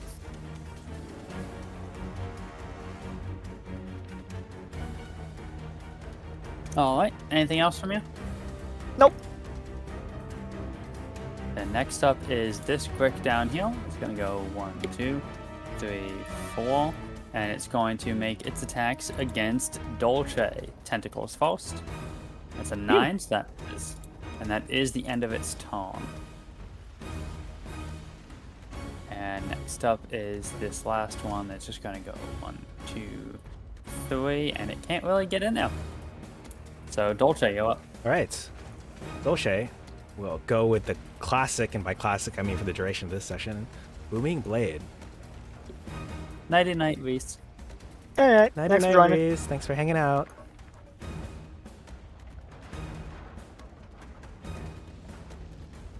Yep, that hits. And 1 single thunder Jesus. damage. And then she'll go 5, 10, 15, 20, 25, 30. I think she'll probably hang out here. Oh, wait. Oops. No. Move too far.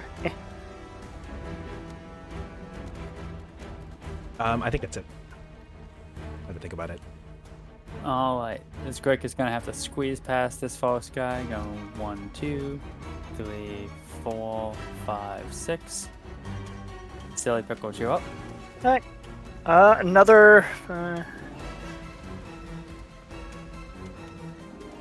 Another dodge action for Silly Pickles. And I think that'll be it for me. Alright.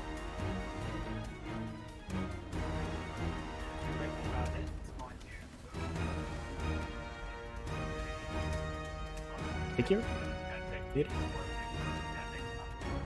And it's gonna take thunder damage as well. Oh, right. Thank you. That's a little better. Alright. It's gonna be the end of that guy's turn. And lastly, it's this guy going 1, 2, 3, 4. And he is just kind of stuck there. Dolce, you up.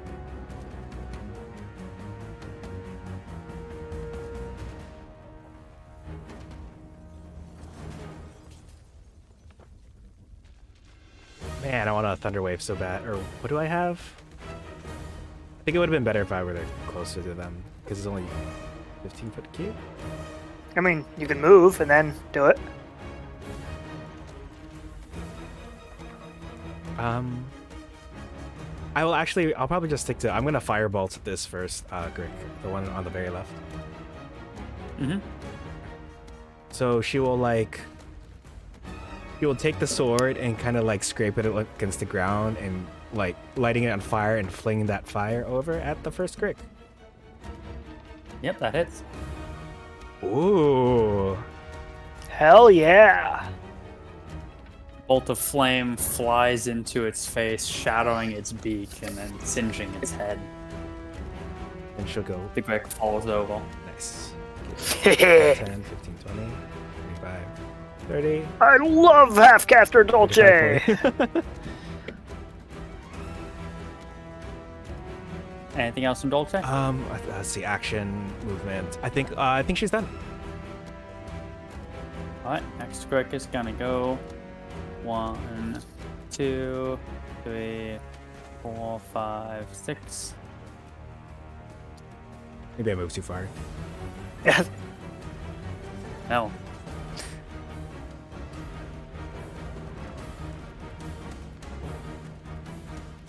Alright, next up is Silly Pickles. Dash. Or dodge, rather. Dolce does a little dance in place. The Fortnite dance. That's what she's been doing the whole time she's been in her head playing Fortnite. But I can't do much else, so that'll be it. Alright. Next up is the other Grick. Also gonna go 1, 2, 3, 4, 5, 6. And Dolce, you're up. Okay. I assume I'll have to move maybe 10 feet closer if I want to, or 5, 10 feet. If I want to be in Firebolt range, which square should I be in? Either of these two would probably be best. Alright, she'll move in here and try to Firebolt the first Grick. She'll do the same sword thing, but against the sides of the walls instead. Yeah, that hits. Yeah. Not bad, not bad. Let's see, 5. Then she'll go 10, 15, 20. 25. I think I'll be more comfortable shooting see on this intersection. And I'll probably stop her turn there. Okie doke. This false Grick is gonna go 1, 2, 3, 4, 5. Mm-hmm. And it's gonna make its tentacle attack at disadvantage, I believe. Because it has to squeeze, or because... Because I had you dodge, so Oh. technically... I guess technically any attacks in between your turn and mine would. Is Huh? it making her dodge until the end of her next turn or until the end of your next turn? It doesn't really specify. It just says you can force them to to take the dash or dodge action. Then I guess it would function as normal, so it would be until the end of their next turn. Okay. That's what it seems Well, then I guess it wouldn't be a disadvantage. Yeah. Guess not. Well, missed then. All that worry for nothing. Good to establish these things, Ollie. Very true. So pickles you up again. I'll just have Dolce attack the thing. Got it? Okay. I assume though that this is going to be one-handed because it's not like. It's however many hands you're currently holding it in. Oh, right. That led me to the other question I forgot to ask earlier. Well, actually, I guess it's. I'm probably holding it in one hand because I want to keep it up for like shield purposes or absorb element purposes. So I'll just strike with one hand. Okay. Yeah, that'll work.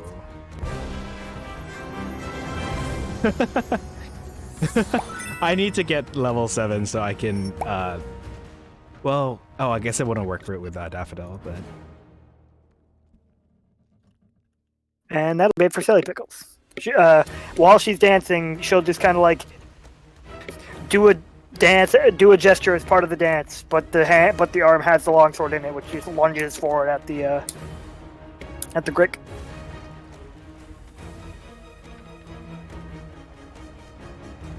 Oh wait. Up next, the other one goes 1, 2, 3, 4, 5. That's gonna be the end of its turn, and Dolce up. All right. Dolce is going to cast Booming Blade. And she'll grip the longsword tightly with both hands, and she'll bring it down like a giant hammer again. All right. Plus 3 thunder. Oh, The melee attack itself was enough to finish off the Grick, nice. unfortunately leaving all of the magic behind the attack wasted. Then she'll move 5, 10, 15, 20, 25, 30, 35, 40. And she'll hold her hand out as if she's done with her action, but she likes to pretend that she had enough speed to get a firebolt ready to blast, but she'll end her turn there. Silly Pickles go up. Don't know that it's going to do much, but she'll have Dolce dodge. All right.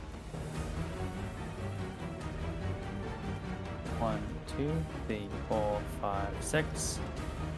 And it's gonna take the dash action. Go 1, 2, 3. For all the good it'll do because you got mobile. Dolce, you're up. All right, Dolce will yet again use Booming Blade. She'll bring down her sus longsword, kind of like as a. Let me think. She will like bring up her sword and gather some booming thunder energy, so it kind of looks like it's like a big head of a hammer, and she'll bring it down. That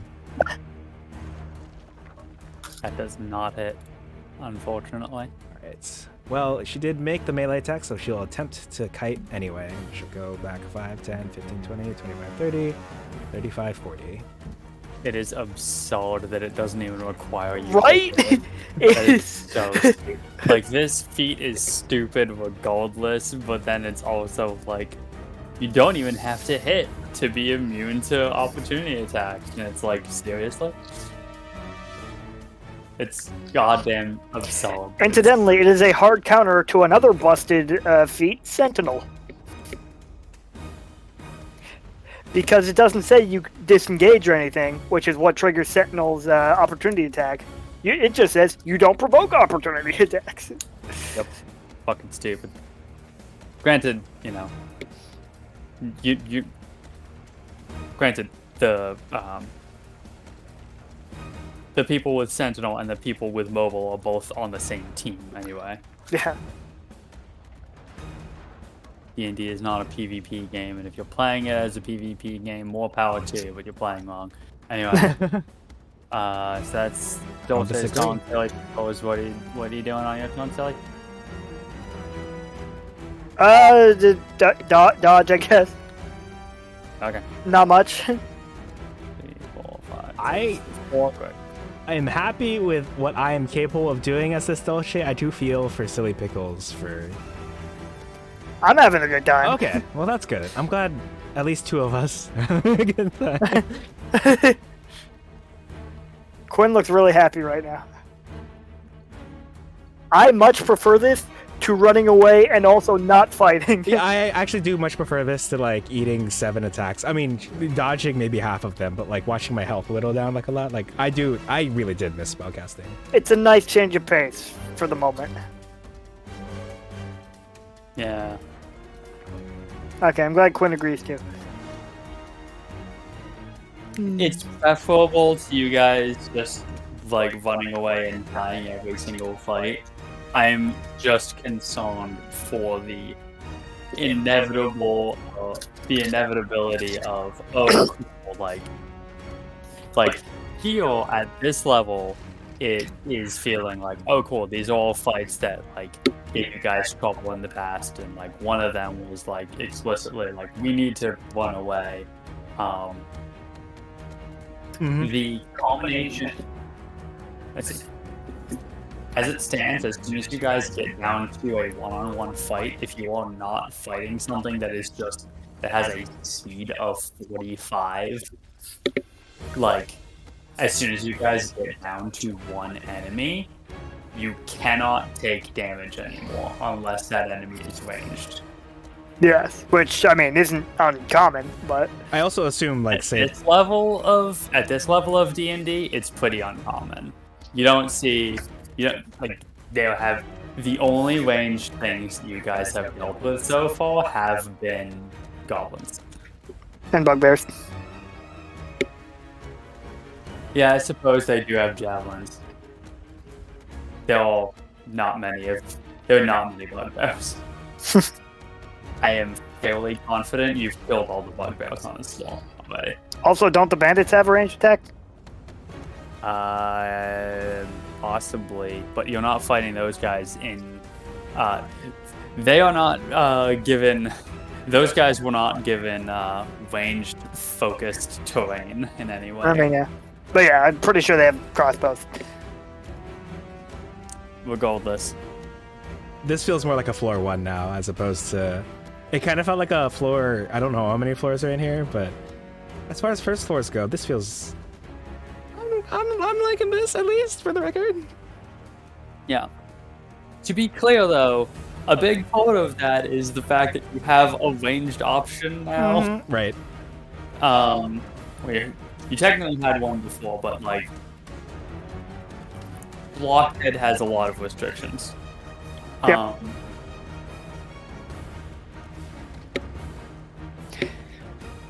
Blockhead will get better, especially as we hopefully find like rewards and shit. But Oh, right. Yeah, So for because you now can he's- absorb... Right? yeah, Yeah, treasure is weirdly limited on this floor. I they sort of had a said feeling. Level 1, but like you're supposed to be level 5 coming in here, so it's like level 5 is when you're supposed to start giving out like magic items to your players. Anyway, so the goat ran up to you and can't do anything.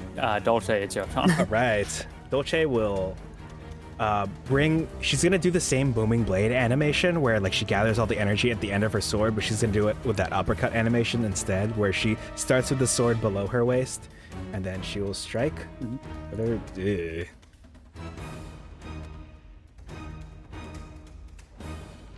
That doesn't fit. With that miss, she's gonna go 5, 10, 15, 20, 25, 30, 35, 40.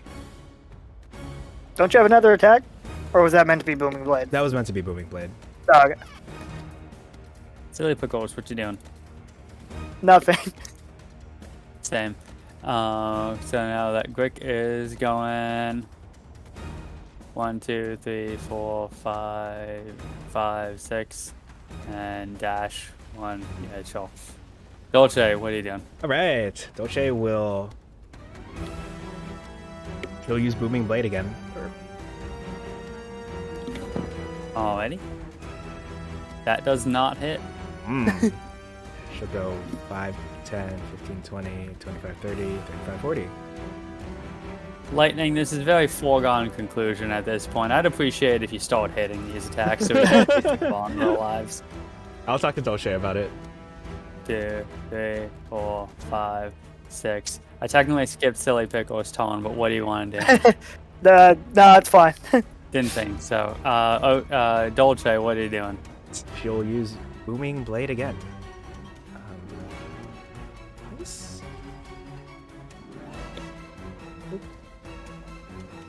There we go. That one hits. That plus 4 Thunder. Doing God's Walk. Anything else from you? We'll go 5, 10, 15, 20, 25, 30. 35, 40. I hesitate to step in here, but I assume we have to take this down soon anyway, so yeah. I was gonna recommend it. Silly Pickles? I'm gonna have her take the dodge action. Thank you, much appreciated. Kisses, mama. In your head here, mama. 3, 4, 5, 6. Christ. See that damage? It's gonna dash go there. Oh, the Booming Blade damage? Yeah. Nice. Not bad, not bad. What you doing now? All right. Dolce will cautiously and nervously look over the giant Grick, but she will use yet another Booming Blade. Ew.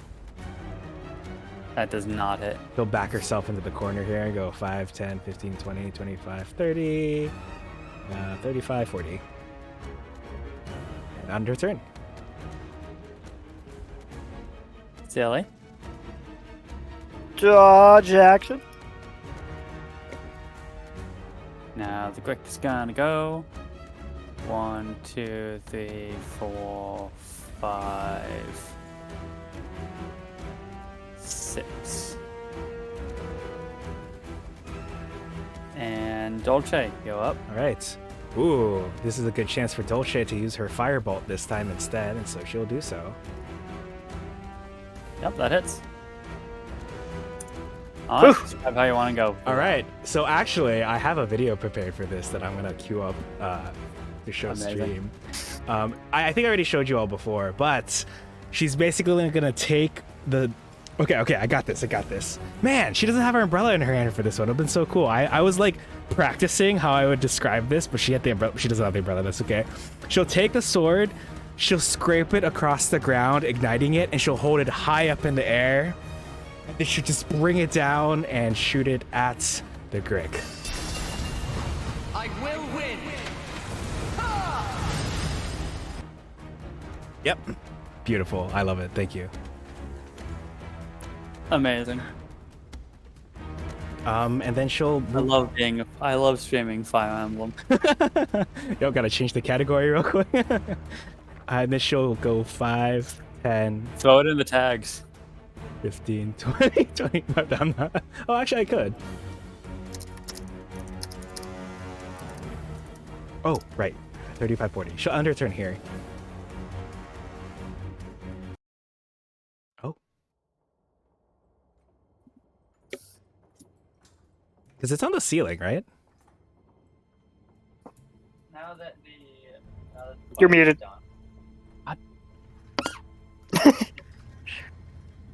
Now that the fight is done, I can describe the room a little bit for you guys.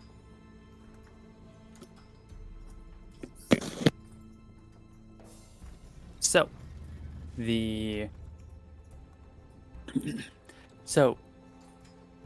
floor is strewn about. The floor is an eclectic collection of stone debris, very similar to the debris strewn about the ceiling somehow. On the ceiling also rests a is it 20 feet high in the ceiling is an upside-down stone throne, seated upon which is a mummified minotaur with gems embedded in its eyes. A great axe lies at the foot of the throne on the ceiling. The Grick, the massive Grick, is coiled around the throne, sleeping soundly. Finally, some treasure you hear in your head. Wonderful. Actually, that is a fantastic image. Wow. Mummified minotaur, gems embedded in its eyes, on the ceiling, great axe at the foot of the throne, on the ceiling, and the giant Grick, like around it. All right. Well, I'm sure you're very interested in that treasure. We should definitely perhaps take care of this creature before it eats more of me. Or other cute girls like me.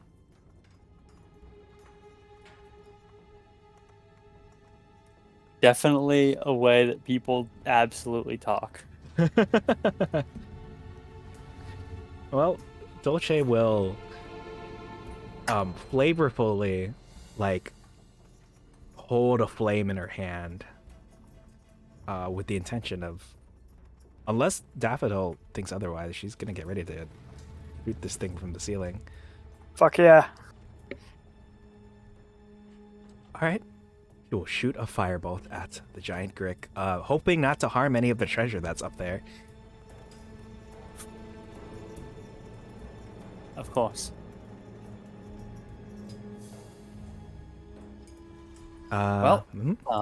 Make an attack against it at advantage. Ooh, okay.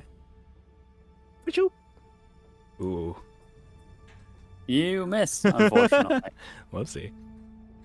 And yet the attack itself was enough to wake up the Grick. I knew it. Uh-oh.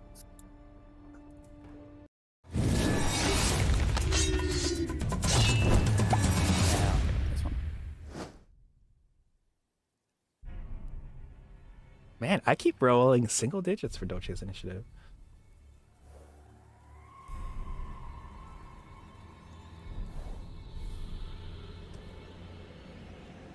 Grick Alpha. That's sick as hell. Gives me Metroid vibes.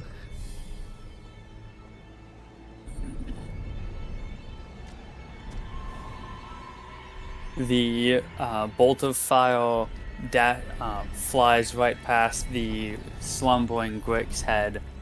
The Grick raises or lowers its head, and its eyeless face turns to face the two of you, still in one body, it seems. Ooh. It hisses at you in a much it hisses at you with a much much louder volume, I guess. I can't think of a better way to say it. That almost seems to cause the room to shake. It uncoils itself from around the throne and forcefully pushes itself off of the ceiling, landing with a thud in the center of the room. Silly Pickles, ready, Andy. Silly Pickles will, out of in defense, cause Dolce to start bobbing and weaving and take the dodge action. Initiative worked out for that. Ooh, true, actually.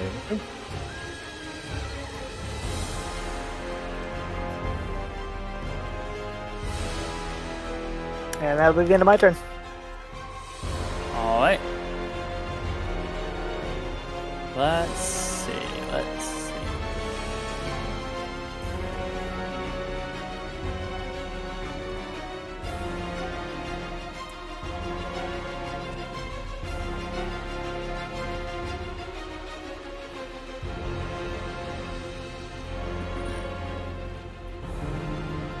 We'll put it there.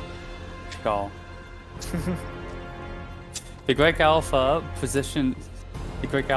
making full use of its limited intelligence, puts itself as much as it can in the... Oh, I could be so much more mead. Yep. Guess who's got 10-foot range? Ah, nice. Positions itself at the entrance to the tunnel, blocking any possible escape. And lashes out at the possessed Dolce with its tail at disadvantage. Damn it. Evidently hitting for 16 bludgeoning damage That's to really you good. all. That's really good. I'll take that. Wait, what's your AC now? Wait, isn't it at normal? Or is it disadvantage? It's It's a disadvantage. disadvantage. I'm sorry, I completely... Oh, let me take that back then. I will... Cast... Wait, I'm taking the... Oh, right, because the dodge action. She will cast Shield. First level. Good call. Hello? Good call indeed. So that raises your AC to what? Raises it to 19. Oh, wait. Your AC's as bad as mine now. Yep. It's not done yet. It's not done yet, though. It is going to lash out with its 4 massive tentacles as well. Whew. Also at disadvantage, and thus also missing. That is going to end its turn then. And Dolce, you're up. Okay. Dolce will actually move... Is it okay for her to move away? Because I know... Is it harder for you to fling Blockhead if you're far away? I mean, I'm probably not going to be flinging Blockhead. Okay. Go 5, 10, 15, 20, 25, 30, and she'll shoot a firebolt at the Grick. That does it. Damn. Third highest damage you can deal. Nice.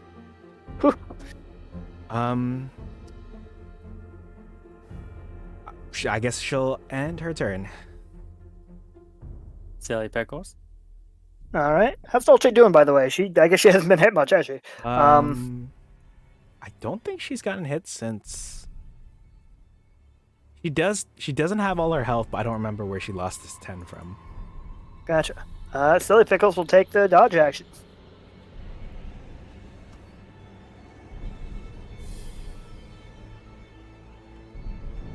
Alright.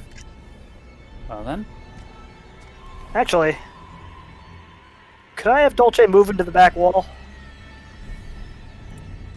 Like over here? I don't know if this Grig can move faster and reach us, but if it can't, that might be handy.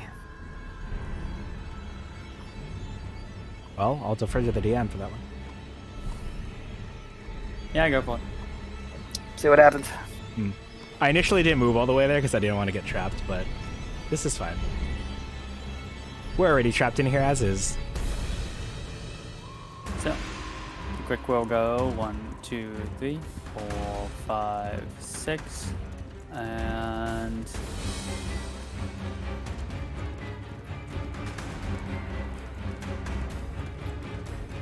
it'll take the dodge action. Ooh. Dolce, you're up. Okay. I recommend whacking him as we run by him. Dolce will go 5, 10, 15, 20, 25. We'll cast Booming Blade.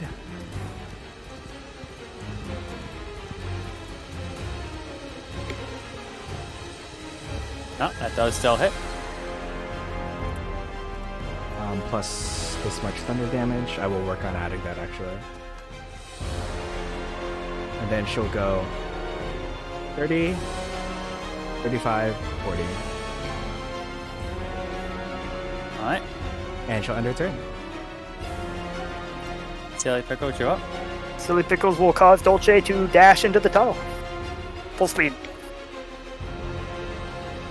How far? Full speed. I don't know if it can follow us in there, but I'm going to imagine the manual probably mentions like it can squeeze through the tunnel without squeezing or whatever, but we'll see.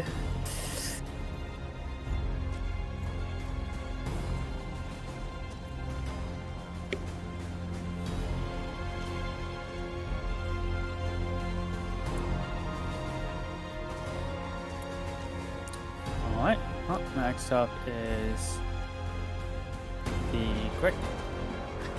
Going to 1, 2, 3, 4, 5, 6. And it's gonna go 1, 2, 3, 4. So it is taking the dash action. It is not squeezing, and roll me that thunder damage for booming blade. Nice.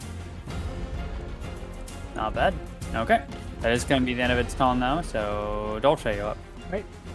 Once again, she will kind of bring her sword up with both hands and bring it down with the booming blade. So she'll like form a giant, instead of like a hammer, she'll like gather the booming energy and try to like make what looks like a big axe, and she'll bring it down. Mm-hmm. That does not hit, unfortunately. Rats. And she'll use her mobile feet and go 5, 10, 15, 20, 25, 30, 35, 40. And pass her turn.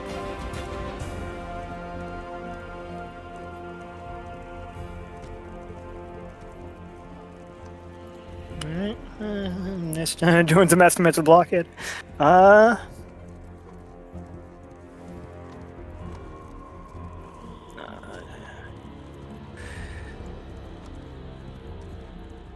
Just in case, Silly Pickles is going to have her dash, say, 10 more feet down the tunnel. All right.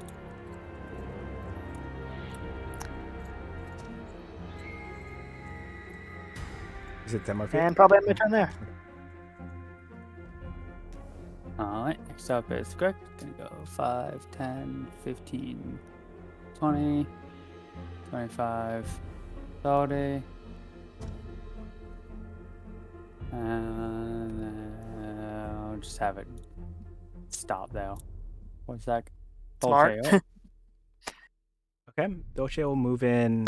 I'll have it take the dodge action also. Oh, actually, I was going to move into I assume I need to move in 5 more feet to Fireball, but then I would be also within its range. For the purposes True of... on both counts. Okay. Thunderwave it. Does Thunderwave go around walls? I'll probably have her move up a little bit and hold her action to Firebolt. She'll go 5, 10, 15. And will hold her action and shoot a Firebolt once she sees a hostile enemy come within range, preferably the Grey. And I think she's done. Alright, Silly Pickle, you up? Alright, I'll have her take the dodge action.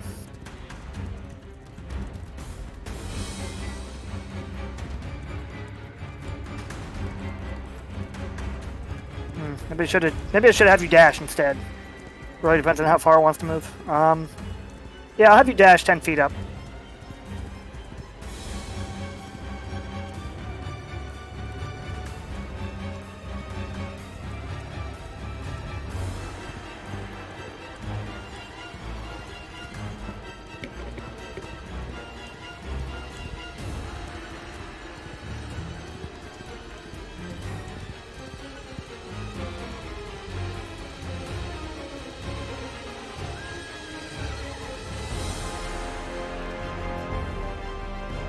Oh. What's up? Uh-oh. Just a question that hasn't really necessarily come up in the past, which might be a little bit silly to even ask, but it's a question that I've never really considered before, and that is, can you only take the dodge action at the end of your turn? No. So, basically, yeah, you can open a turn by taking the dodge action and then charging at something. Yeah. Or running away. That's cool. Correct. It's just not something I've really thought about that much, especially as a DM. But anyway, the quick is going to take the dodge action and go 5, 10, 15, 20, 25, 30. And so Dolce, give me that firebolt that you were holding on to. Dang it! Yeah, That's fair. Does miss, unfortunately, Yeah. thanks to the dodge. And Dolce, you're up. Go in for it. I can get you out of there. Alright. Technically, yeah, it was better for me to Booming Blade anyway, because even if I firebolt from here, I would trigger an attack of opportunity if I stepped away. So Dolce will step up, or she will run up and like bring her sword with Booming Blade energy at the very end for a Booming Blade. Mhm. And ba-doop. Nope. That does not hit, unfortunately. And counts as a natural 1 for the purposes of your thing. And then she'll go 10, 15, 20, 25, 30, 35, 40. And I'll turn it over to Daffodil. All right. So the Pickles will have her dash 10 feet down the tunnel.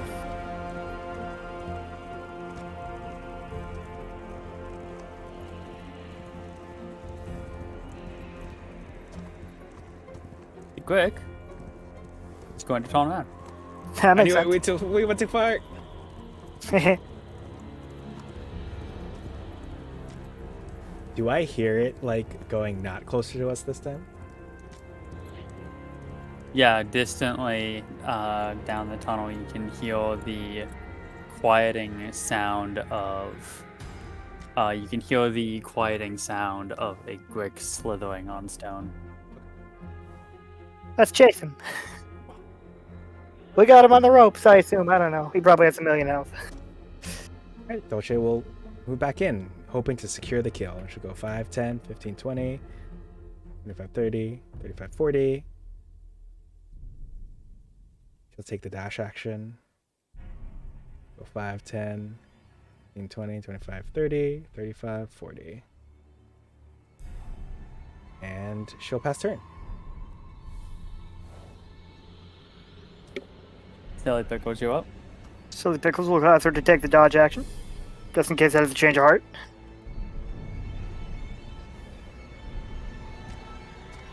And that'll be it for me.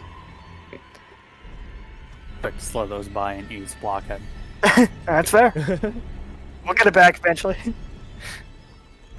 Quick is gonna go 1, 2, 3, 4, 5. Ah! And it's going to attack. First with its tail. At disadvantage, I assume, right? Yes. Yeah. And tentacles. Oh.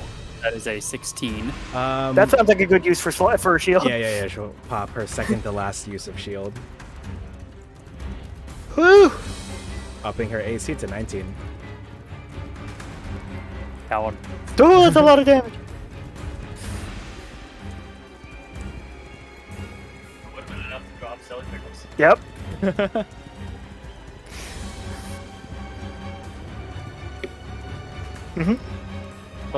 That is going to. You're muted. That is going to be the end of the Greg's turn, unfortunately. Dolce, you up? All right. Dolce will cast Booming Blade again. That does miss, unfortunately. Yeah. We'll go 5, 10, 15. She'll move up here. She's not going to go too far. Pass turn. Silly Pickles. Yes, you are gonna go that far. Move. Okay. I'll pass. This is the silliest D&D fight ever. I'm happy to be alive for the record, I just want to say. I know that Me this too. has been, let's just say, unconventional, but I am happy to be alive.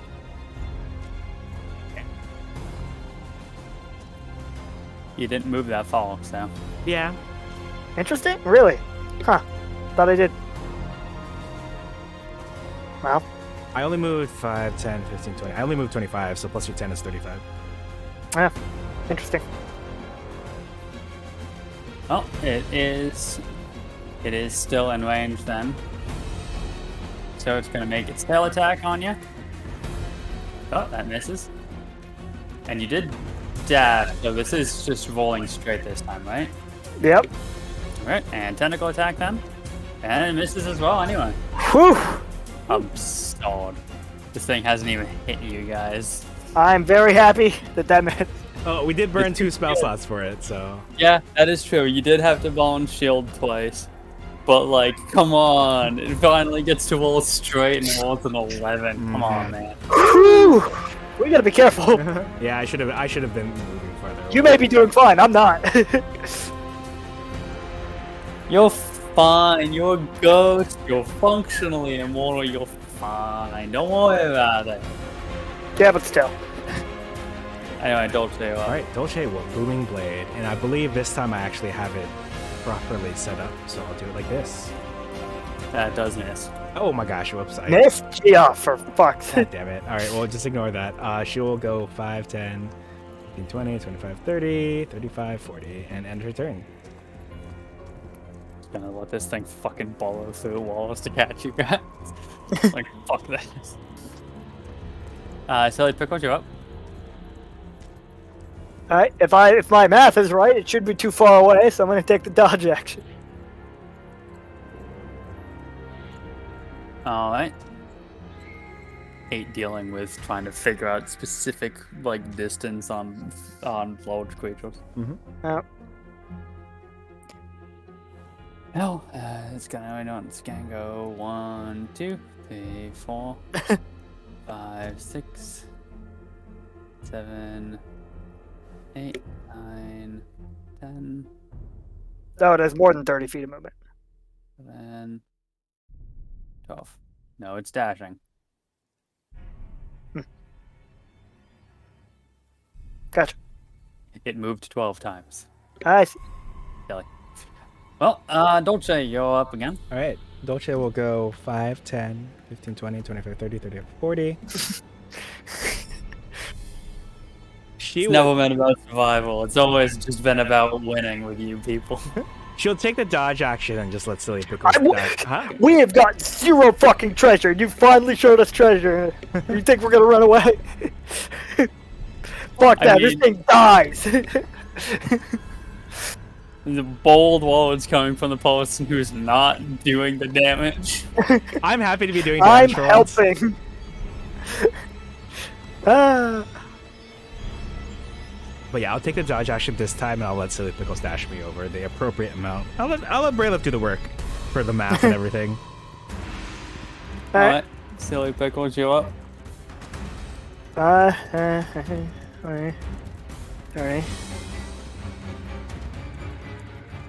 Alright, I'll move us here. 5, 10, 15, 20, 25, 30. Yeah, I'm pretty sure that's fine.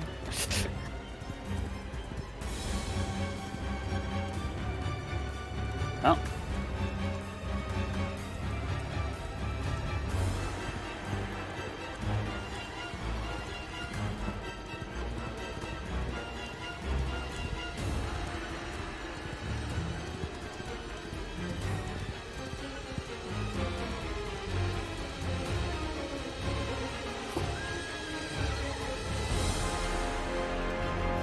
Rick is gonna go 1, 2, 3, 4, 5, 6.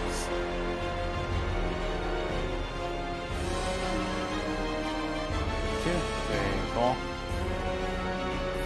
5. Call it there.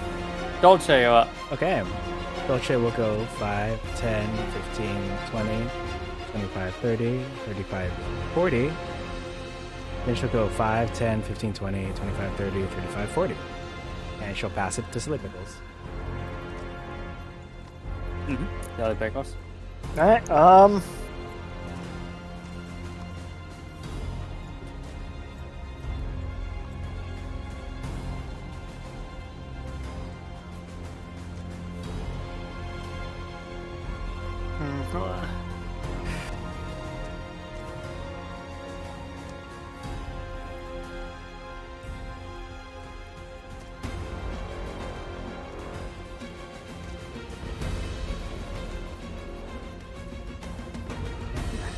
10.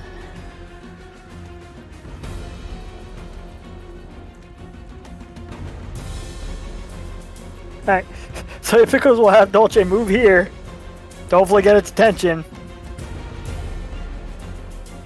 Okay. and then move back into the tunnel. 5, 20, 25, 30, 35, I think. And pass.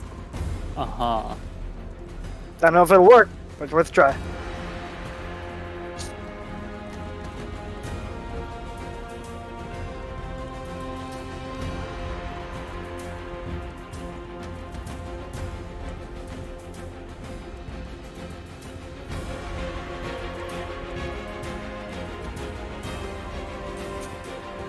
Okay. Guy will move 5, 10, 15, 20, 25, and then see that you guys are not within reach. 30, 35, 40, 45. This is what flirting is like, everyone. I don't know if that works, but we'll see. Dolce's up. All right. It's okay, this works. Should go 5, 10, 15, 20, 25, 30, 35, 40. And she'll shoot a firebolt at it. Oh, really? I thought you were just gonna booming blade it and then. Oh. Wait, actually, where did I move to?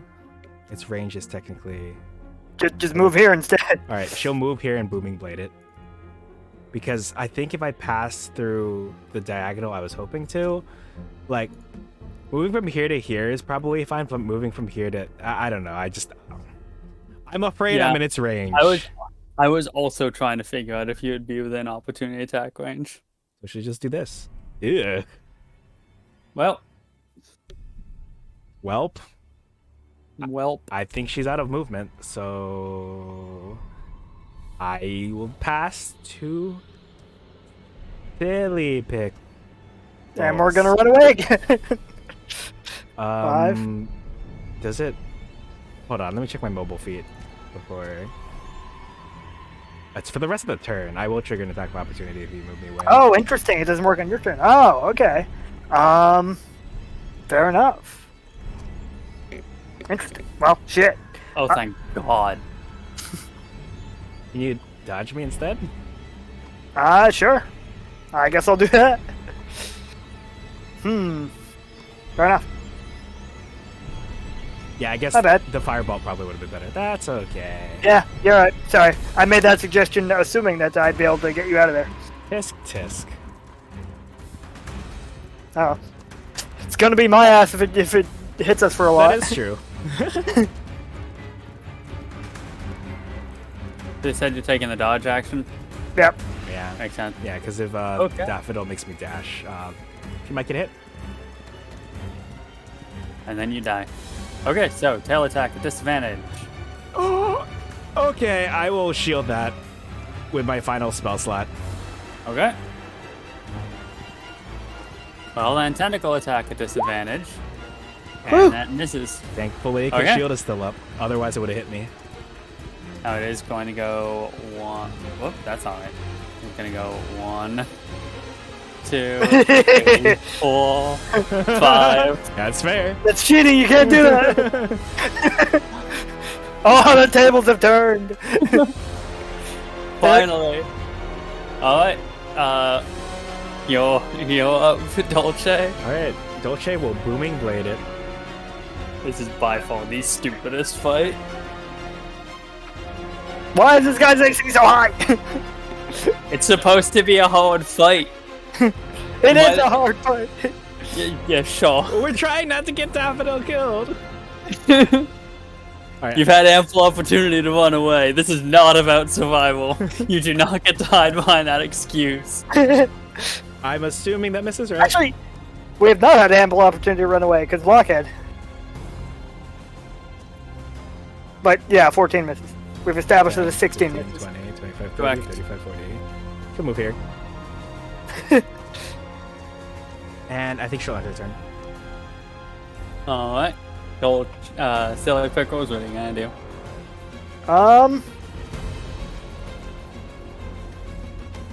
I can't make her use a weapon attack with a weapon she doesn't have out, correct? Correct. Yeah.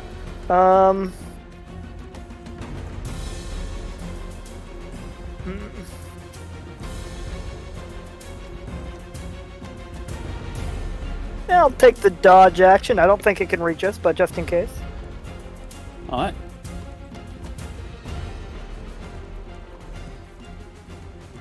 Three, 4, 5, 6. And we'll take the dodge action itself. This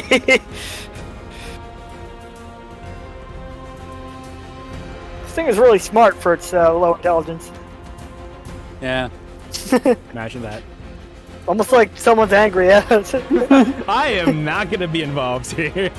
I am not angry, but I don't want this to just be a fight of I'm gonna poke it and then run away with impunity. Yeah, That's I fair. got you. I do not want the fight. I don't want the fights to boil down to we got our shit kicked in, we gotta run away and then rest. But I also don't want the fights to boil down to just like run and gun kiting every single fight. Sure, yeah, I don't want that either. And that is the exact play style that mobile incentivizes. Yes. I'm just So I've gotta like grant intelligence to creatures that do not have it.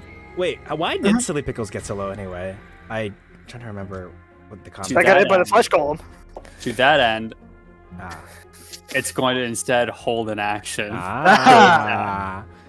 Yeah, believe me, I would much rather go with my usual play style when I use a caster and have someone else, well, not counting Solstice, but have someone else tanking and I pew pew pew from afar. Yeah. Does Dolce can she look at this and realize, oh, perhaps it's gearing up for an attack of some sort if I were to get close? Or Yeah, or whatever. Okay. You can say that like you can tell that it's like its tail is twitching, ready to lash out at any second. Okay. I'll basically when it becomes my turn, I guess it's now. She's probably gonna firebolt it. Yeah, it's your turn. All right. She'll do the classic. She'll take the sword, scrape it against the wall, and shoot a firebolt at it. Ew. And unfortunately misses. Yeah. It's just been a slap fight with everyone missing all of their slaps for the last 10 combat rounds. Since Anything else? since Dolce is actually out of spell slots, she will keep both her hands on this sword because Fair. she doesn't have. I don't think she has any reactions left to do. So. Ew, I forgot to apply my dueling fighting style to my. Ew. You went with dueling. Got it. Right. Have you supposed to be doing +2 damage with all those attacks? Oh, it's only damage rolls. Oh, I thought it was +2 to hit. Ew. Nope. I will think Nope, about this. dueling- I want to see. Yeah, dueling only applies to your damage rolls. Oh, I'm probably gonna take the AC one then. But I'll think about this like another time, like after session. Technically, then it should have a little less HP. Yeah, but I took away an extra 6. Yay! I appreciate that. I'll end my turn. It's on the ropes. What is your... Yeah, dueling is just supposed to be an extra +2 damage. Yeah, actually, you can put the health back because, like, now that I know it's +2 to damage and not +2 to hits, I'm less incentivized to take it. If that makes sense. Like, because you remember, I was torn between dueling and defense. And, yeah, dueling would just be the best fighting style if it just gave you a +2 to hit and a +2 to attack. Oh my gosh, damage. that'd be OP. Well, I assume Lightning just thought it was +2 to attack. Yeah. Period. In which I mean, case, it's archery, but for melee. Yeah, And archery is one of the best fighting styles. yeah, that's still like hands down amazing. That's the equivalent of raising your primary stat by 4 in terms of attack, or increasing your proficiency level by like 6 level ups. Alright, So you did a firebolt. You missed. Anything else from you? I think I'll probably end my turn there. Silly Except- Pickles. The defense fighting style would put your AC back to normal, right? No, I'd still Yeah. be one below. Okay. Because I had 16 as Devour gotcha. Dolce. Oh yeah, it is just +1, isn't it? Alright. Well, shit. I can't really. I guess I'll have you take the dodge action. I can't do much else. So Oh yeah, I probably should have moved close enough maybe to since it's gonna be up against us anyway. No, because then it probably would have hit us. Yeah, it has reach. So yeah. yep. Hey, reach also pretty good against mobile. To a degree. It has not been super impactful against you guys in this one. Like, it is not It will really... be now. Sort of. I mean, only if it's holding action is the thing. Like, if it's not holding an action to, like, trap you guys in here, then, like... Then the reach isn't super all that important. It kind of just puts you guys more on a little bit of an even playing field because, like, your speed is 40 and with a reach of 10 feet as opposed to normal 5, it can functionally catch up to you. Mm-hmm. But with your hilariously specific circumstance of being able to functionally move up to 80 feet per turn and attack, as long as the two of you are like DBZ fusing, like it's obviously still very much outmoded in that regard. Anyway, so is that the end of Silly Pickle Song? You're dodging. Yep. Okay. Well, then up next is the Grick, who's going to move here and attack. Tail swipe. So that is an 18 for 10 bludgeoning. I said dodge. Ah. Yeah. Ew. Right. I forgot about that too. Oh, Lord have mercy.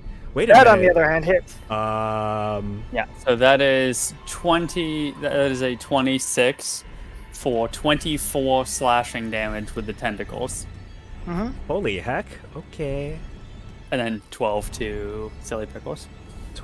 24. All right, I'll drop my health and update that. Ugh. And I'll end its turn now. And next up is Dolce. Silly Pickle's still possessing me? Barely. She's still up. Okay.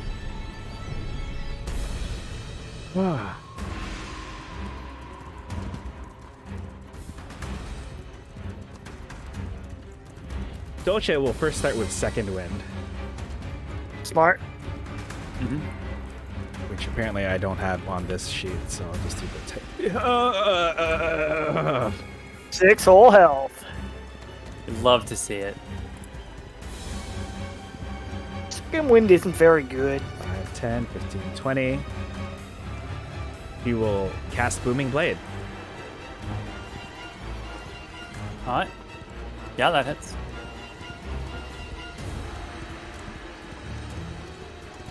Alright.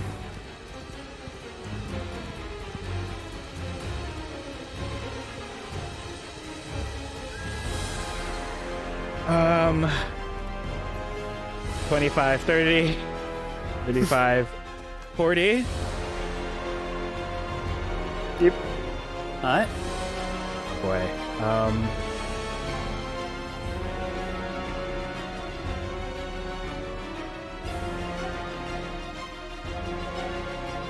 She will pass her turn. Silly Pickles, you're up.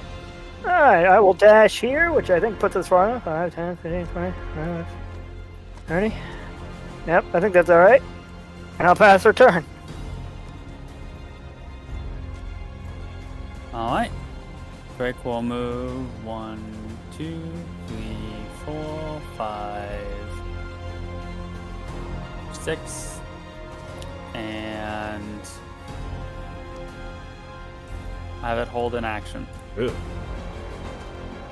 Dolce. And it takes the 2d8. Yes. And it takes the 2d8 thunder damage, please.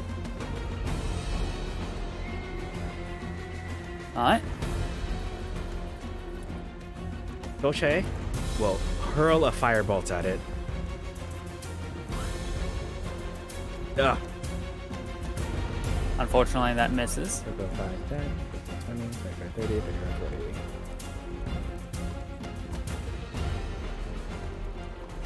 Man, I don't want to die for this treasure. Just for the record. I am curious I'm curious, but I'll defer to you. Treasure is the only way we're going to progress without hitting the second floor. Yeah, and it'll probably help you out based on whatever you stuck out of it or whatever it is that you do. Depends on what it is, really. But if nothing else, it'll give us money to buy shit from the merchant. Oh yeah, or Hot Spider Daddy. Yeah.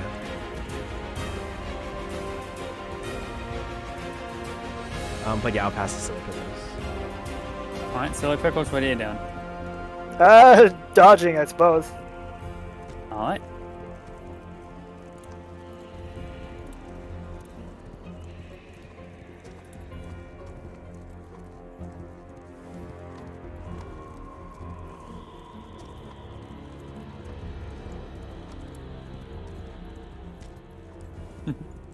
One, two, three, four.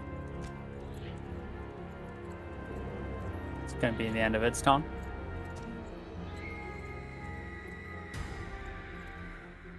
Alright, Dolce will go 5, 10, 15, 20, 25, 30, 35, 40. We'll take the dash action. I think. I'm gonna do the math here. Should go 5, 10, 15, 20, 25, 30, 35, 40, and we'll rely on Silly Pickles for the rest. All right. I don't think it's going to save us. Perhaps mistakes were made. I thought you were going to attack it and then start dashing back. Yes, perhaps I shouldn't have backed us into this corner, literally, and also for the third time.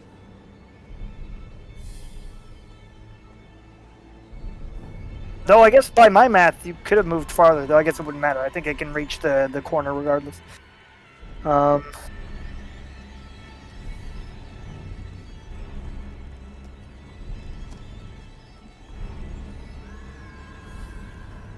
I thought you were going to move like here and then hit it with a firebolt or something. True. Probably should have. No. I mean, I can get us out of here. So it's fine.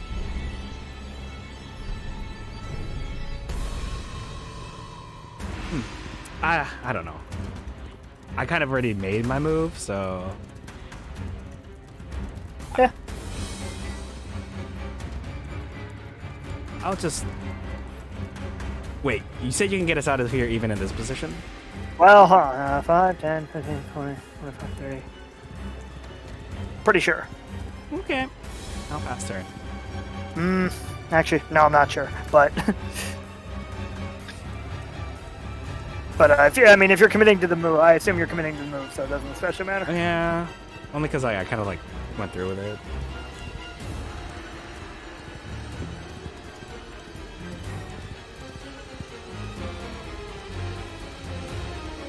Well, it's up to you, Slash. Coin. You guys can take, I'll let you guys take back the move if you want. Alright, thanks. I'll, instead of dashing... Think we started here? Did we start here? I think. Because Blockhead is right here.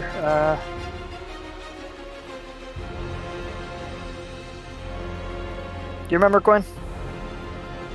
I was walking on other things, unfortunately. Yeah. I think it was here.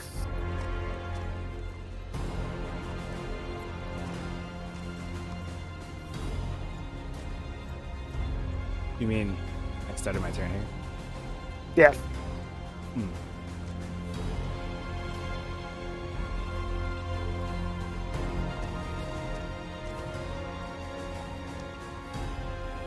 I don't think you started on Blockhead space. Maybe you were here instead.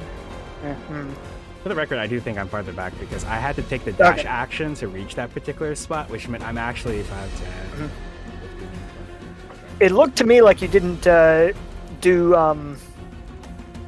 perfectly efficient movement, but I could have just misread your count. I'm also trying to like not clip into a wall. You know, really. Uh, That makes yeah. sense. I know. Yeah. Yeah, fair enough.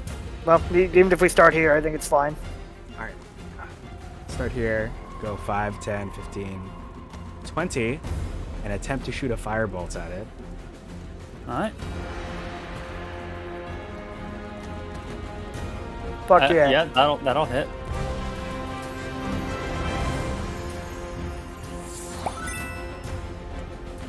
Holy shit! Holy shit!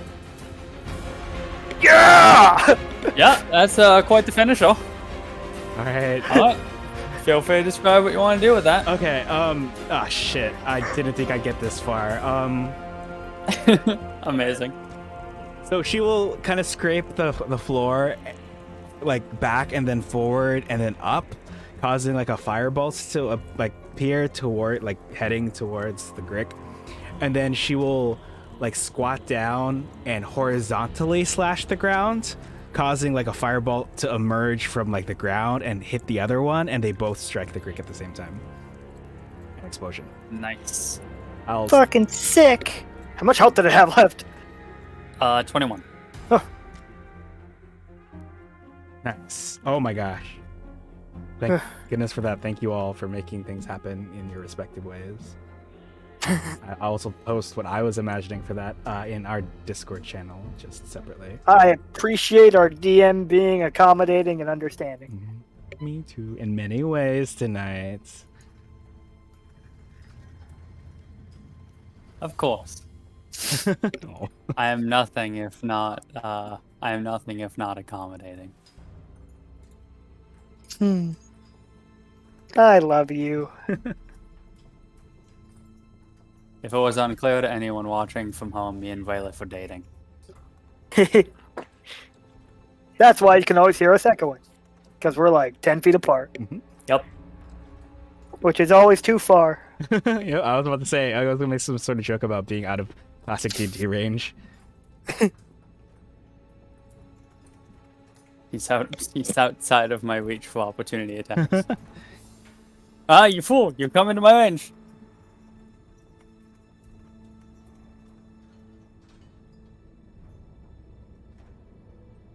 Got into my range. He's up on. I almost tore my fingers off. Almost isn't good enough. Get back here. Whew! That was fun. So, Everyone have fun. yes! Lightning, you sound like you weren't having all that much fun. Um, You were having fun, right? of course, absolutely. I always have fun, yes. Fun is my middle name. Just post your home address in the chat. Are you having fun at your house on 182?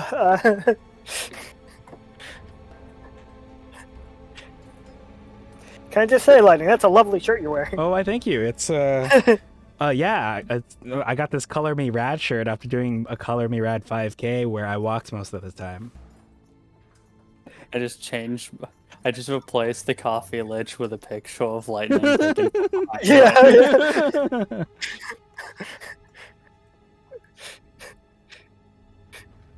Ah.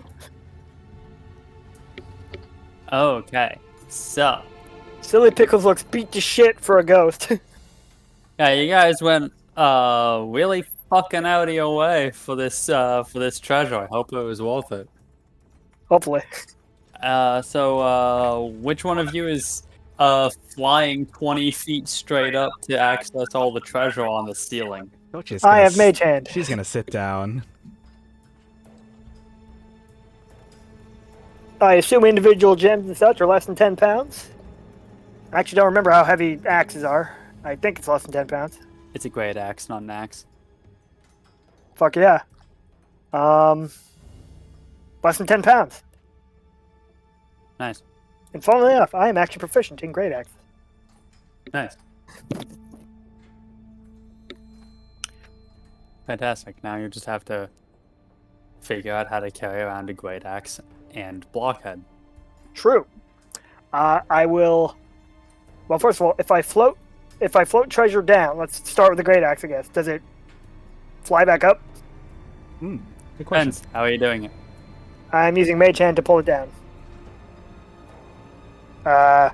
And then I am moving it out of the room. Okay. Then yeah, once you let go of it, quote unquote, with your mage hand, it will clatter to the floor. Aha! Well then, I will meticulously remove every piece of treasure from the room so that Dolce can properly carry it around. Packed mule. Okay.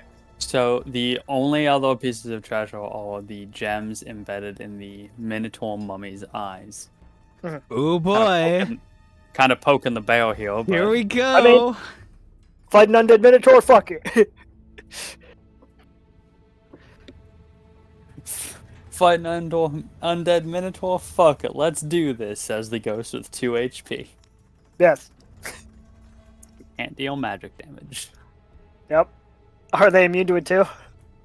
Want to find out the hard way? Yes. No. Anyway, so what are you doing? First of all, I will ask Dolce to grab the axe.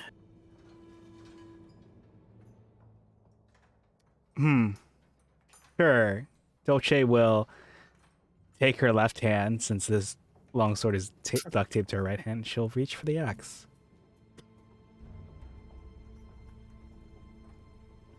And, I mean, it's probably at the entrance of the room. Okay.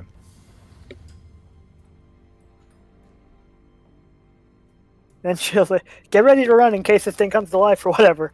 And then I will use Mage Hand to pluck the gems from the eyes. As Dolce is of the- picking up the axe, she'll say, "Huh?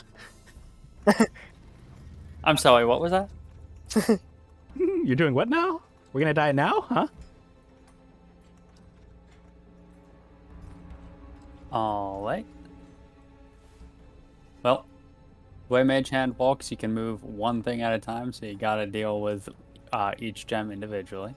And assuming nothing, like, comes to life and attacks us, I will put the gem in Dolce's backpack. Or in Blockhead.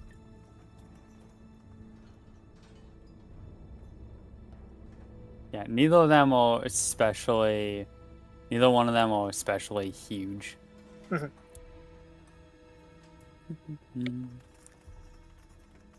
And if nothing happens, I'll do it with the other one.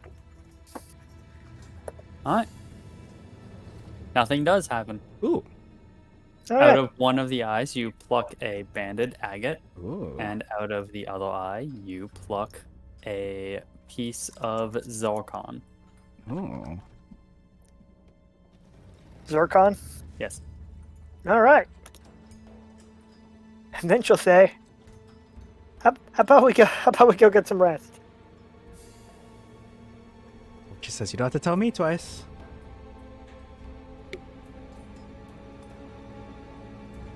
And she'll step forward and away from this cursed room. And into many, many other cursed rooms. Are we able to tell if the Great Axe is magical? Either of you have the ability to detect magic? No. Then no. I don't Ah, think so. thought I'd ask. I guess we're paying that identification fee. What was it again? 20. I believe it was 25 gold. Yeah, that sounds familiar. to Yeah, me. that sounds about right. On that note, I'm just gonna add that to his list of items and services.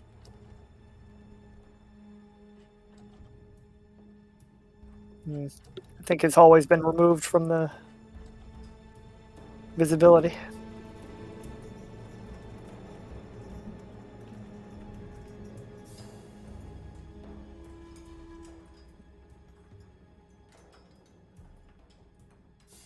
Anyway, we'll make our way back.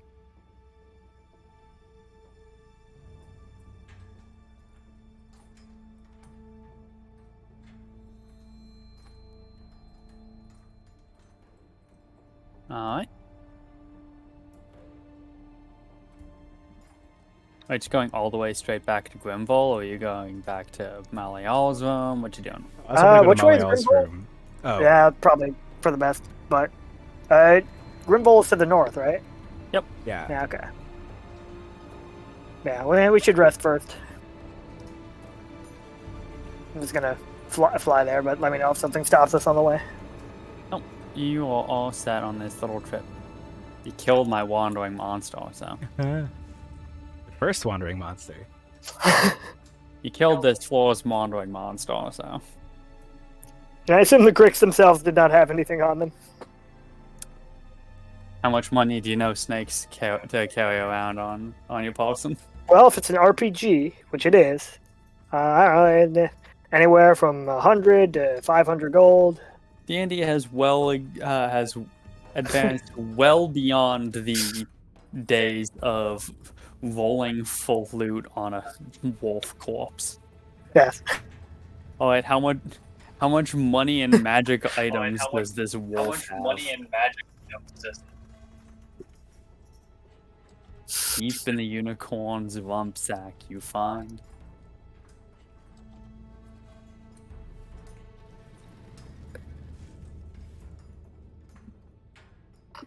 Oh, I always forget that I have a specific Music. song Yeah. for this guy. Maybe one of these days I'll get the finalized picture of this character.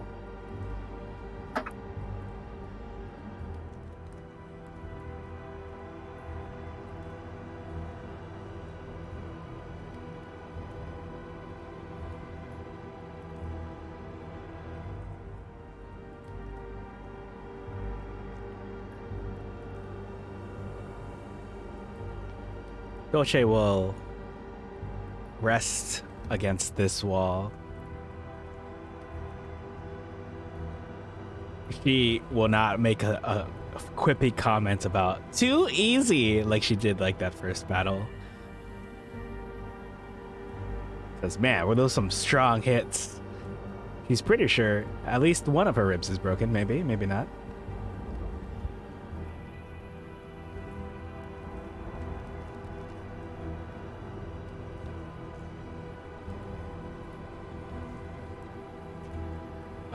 As far as rests go, I assume we're eligible for a short rest. Yeah, you guys look beat to shit enough for it. Also, it's probably the end of the session. If it's a short rest, then I'll use both of my hit dice. I said long rest, didn't I? Oh, I don't excellent. think you did. Sorry, long rest. You're Oh beat. my god. Whew. Thank you. Yeah, I thought Lightning asked if you guys were eligible for a long rest. Oh no, I have short rest. So when you said you're up for it, I'm like, cool, I'll take that. We'll take those. Thank you. Yeah, Silly Pickles was floating around with 2 HP. I was wondering. I thought the last attack was gonna drop you, but thankfully. Me too. If it rolled 4 higher, it woulda. Mm-hmm. Well, thank you for facilitating the session. I Of did course. have fun. Oh, did you not want to go talk to Grimville real Oh. quick? Oh, actually, I'm down. I am a little tired, actually. If it's okay, I'd like to save the Grimville talk for next time. Works for me. We'll be more likely to have the new art form. Ooh. Yeah, that's fair. All right. Don't have- Nice.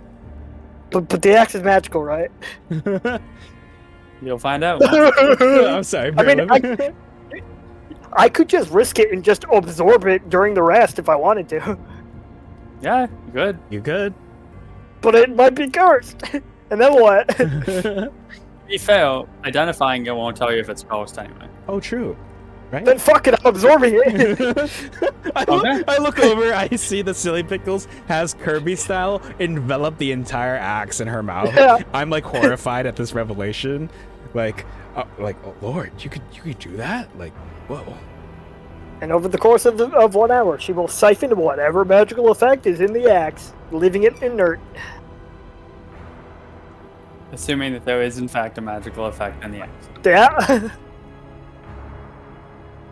Well, that's that right there, I guess that's the cliffhanger we're gonna leave. Yeah. Yeah, How- we're all gonna die.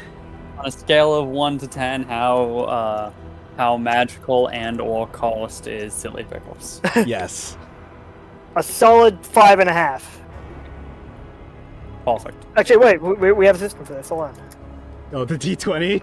Then we divided by. Whoa. Okay. 10 out of 10 cursed. And magic. Well, Go in. you heard it here, folks. I guess I have to do the not funny thing for this.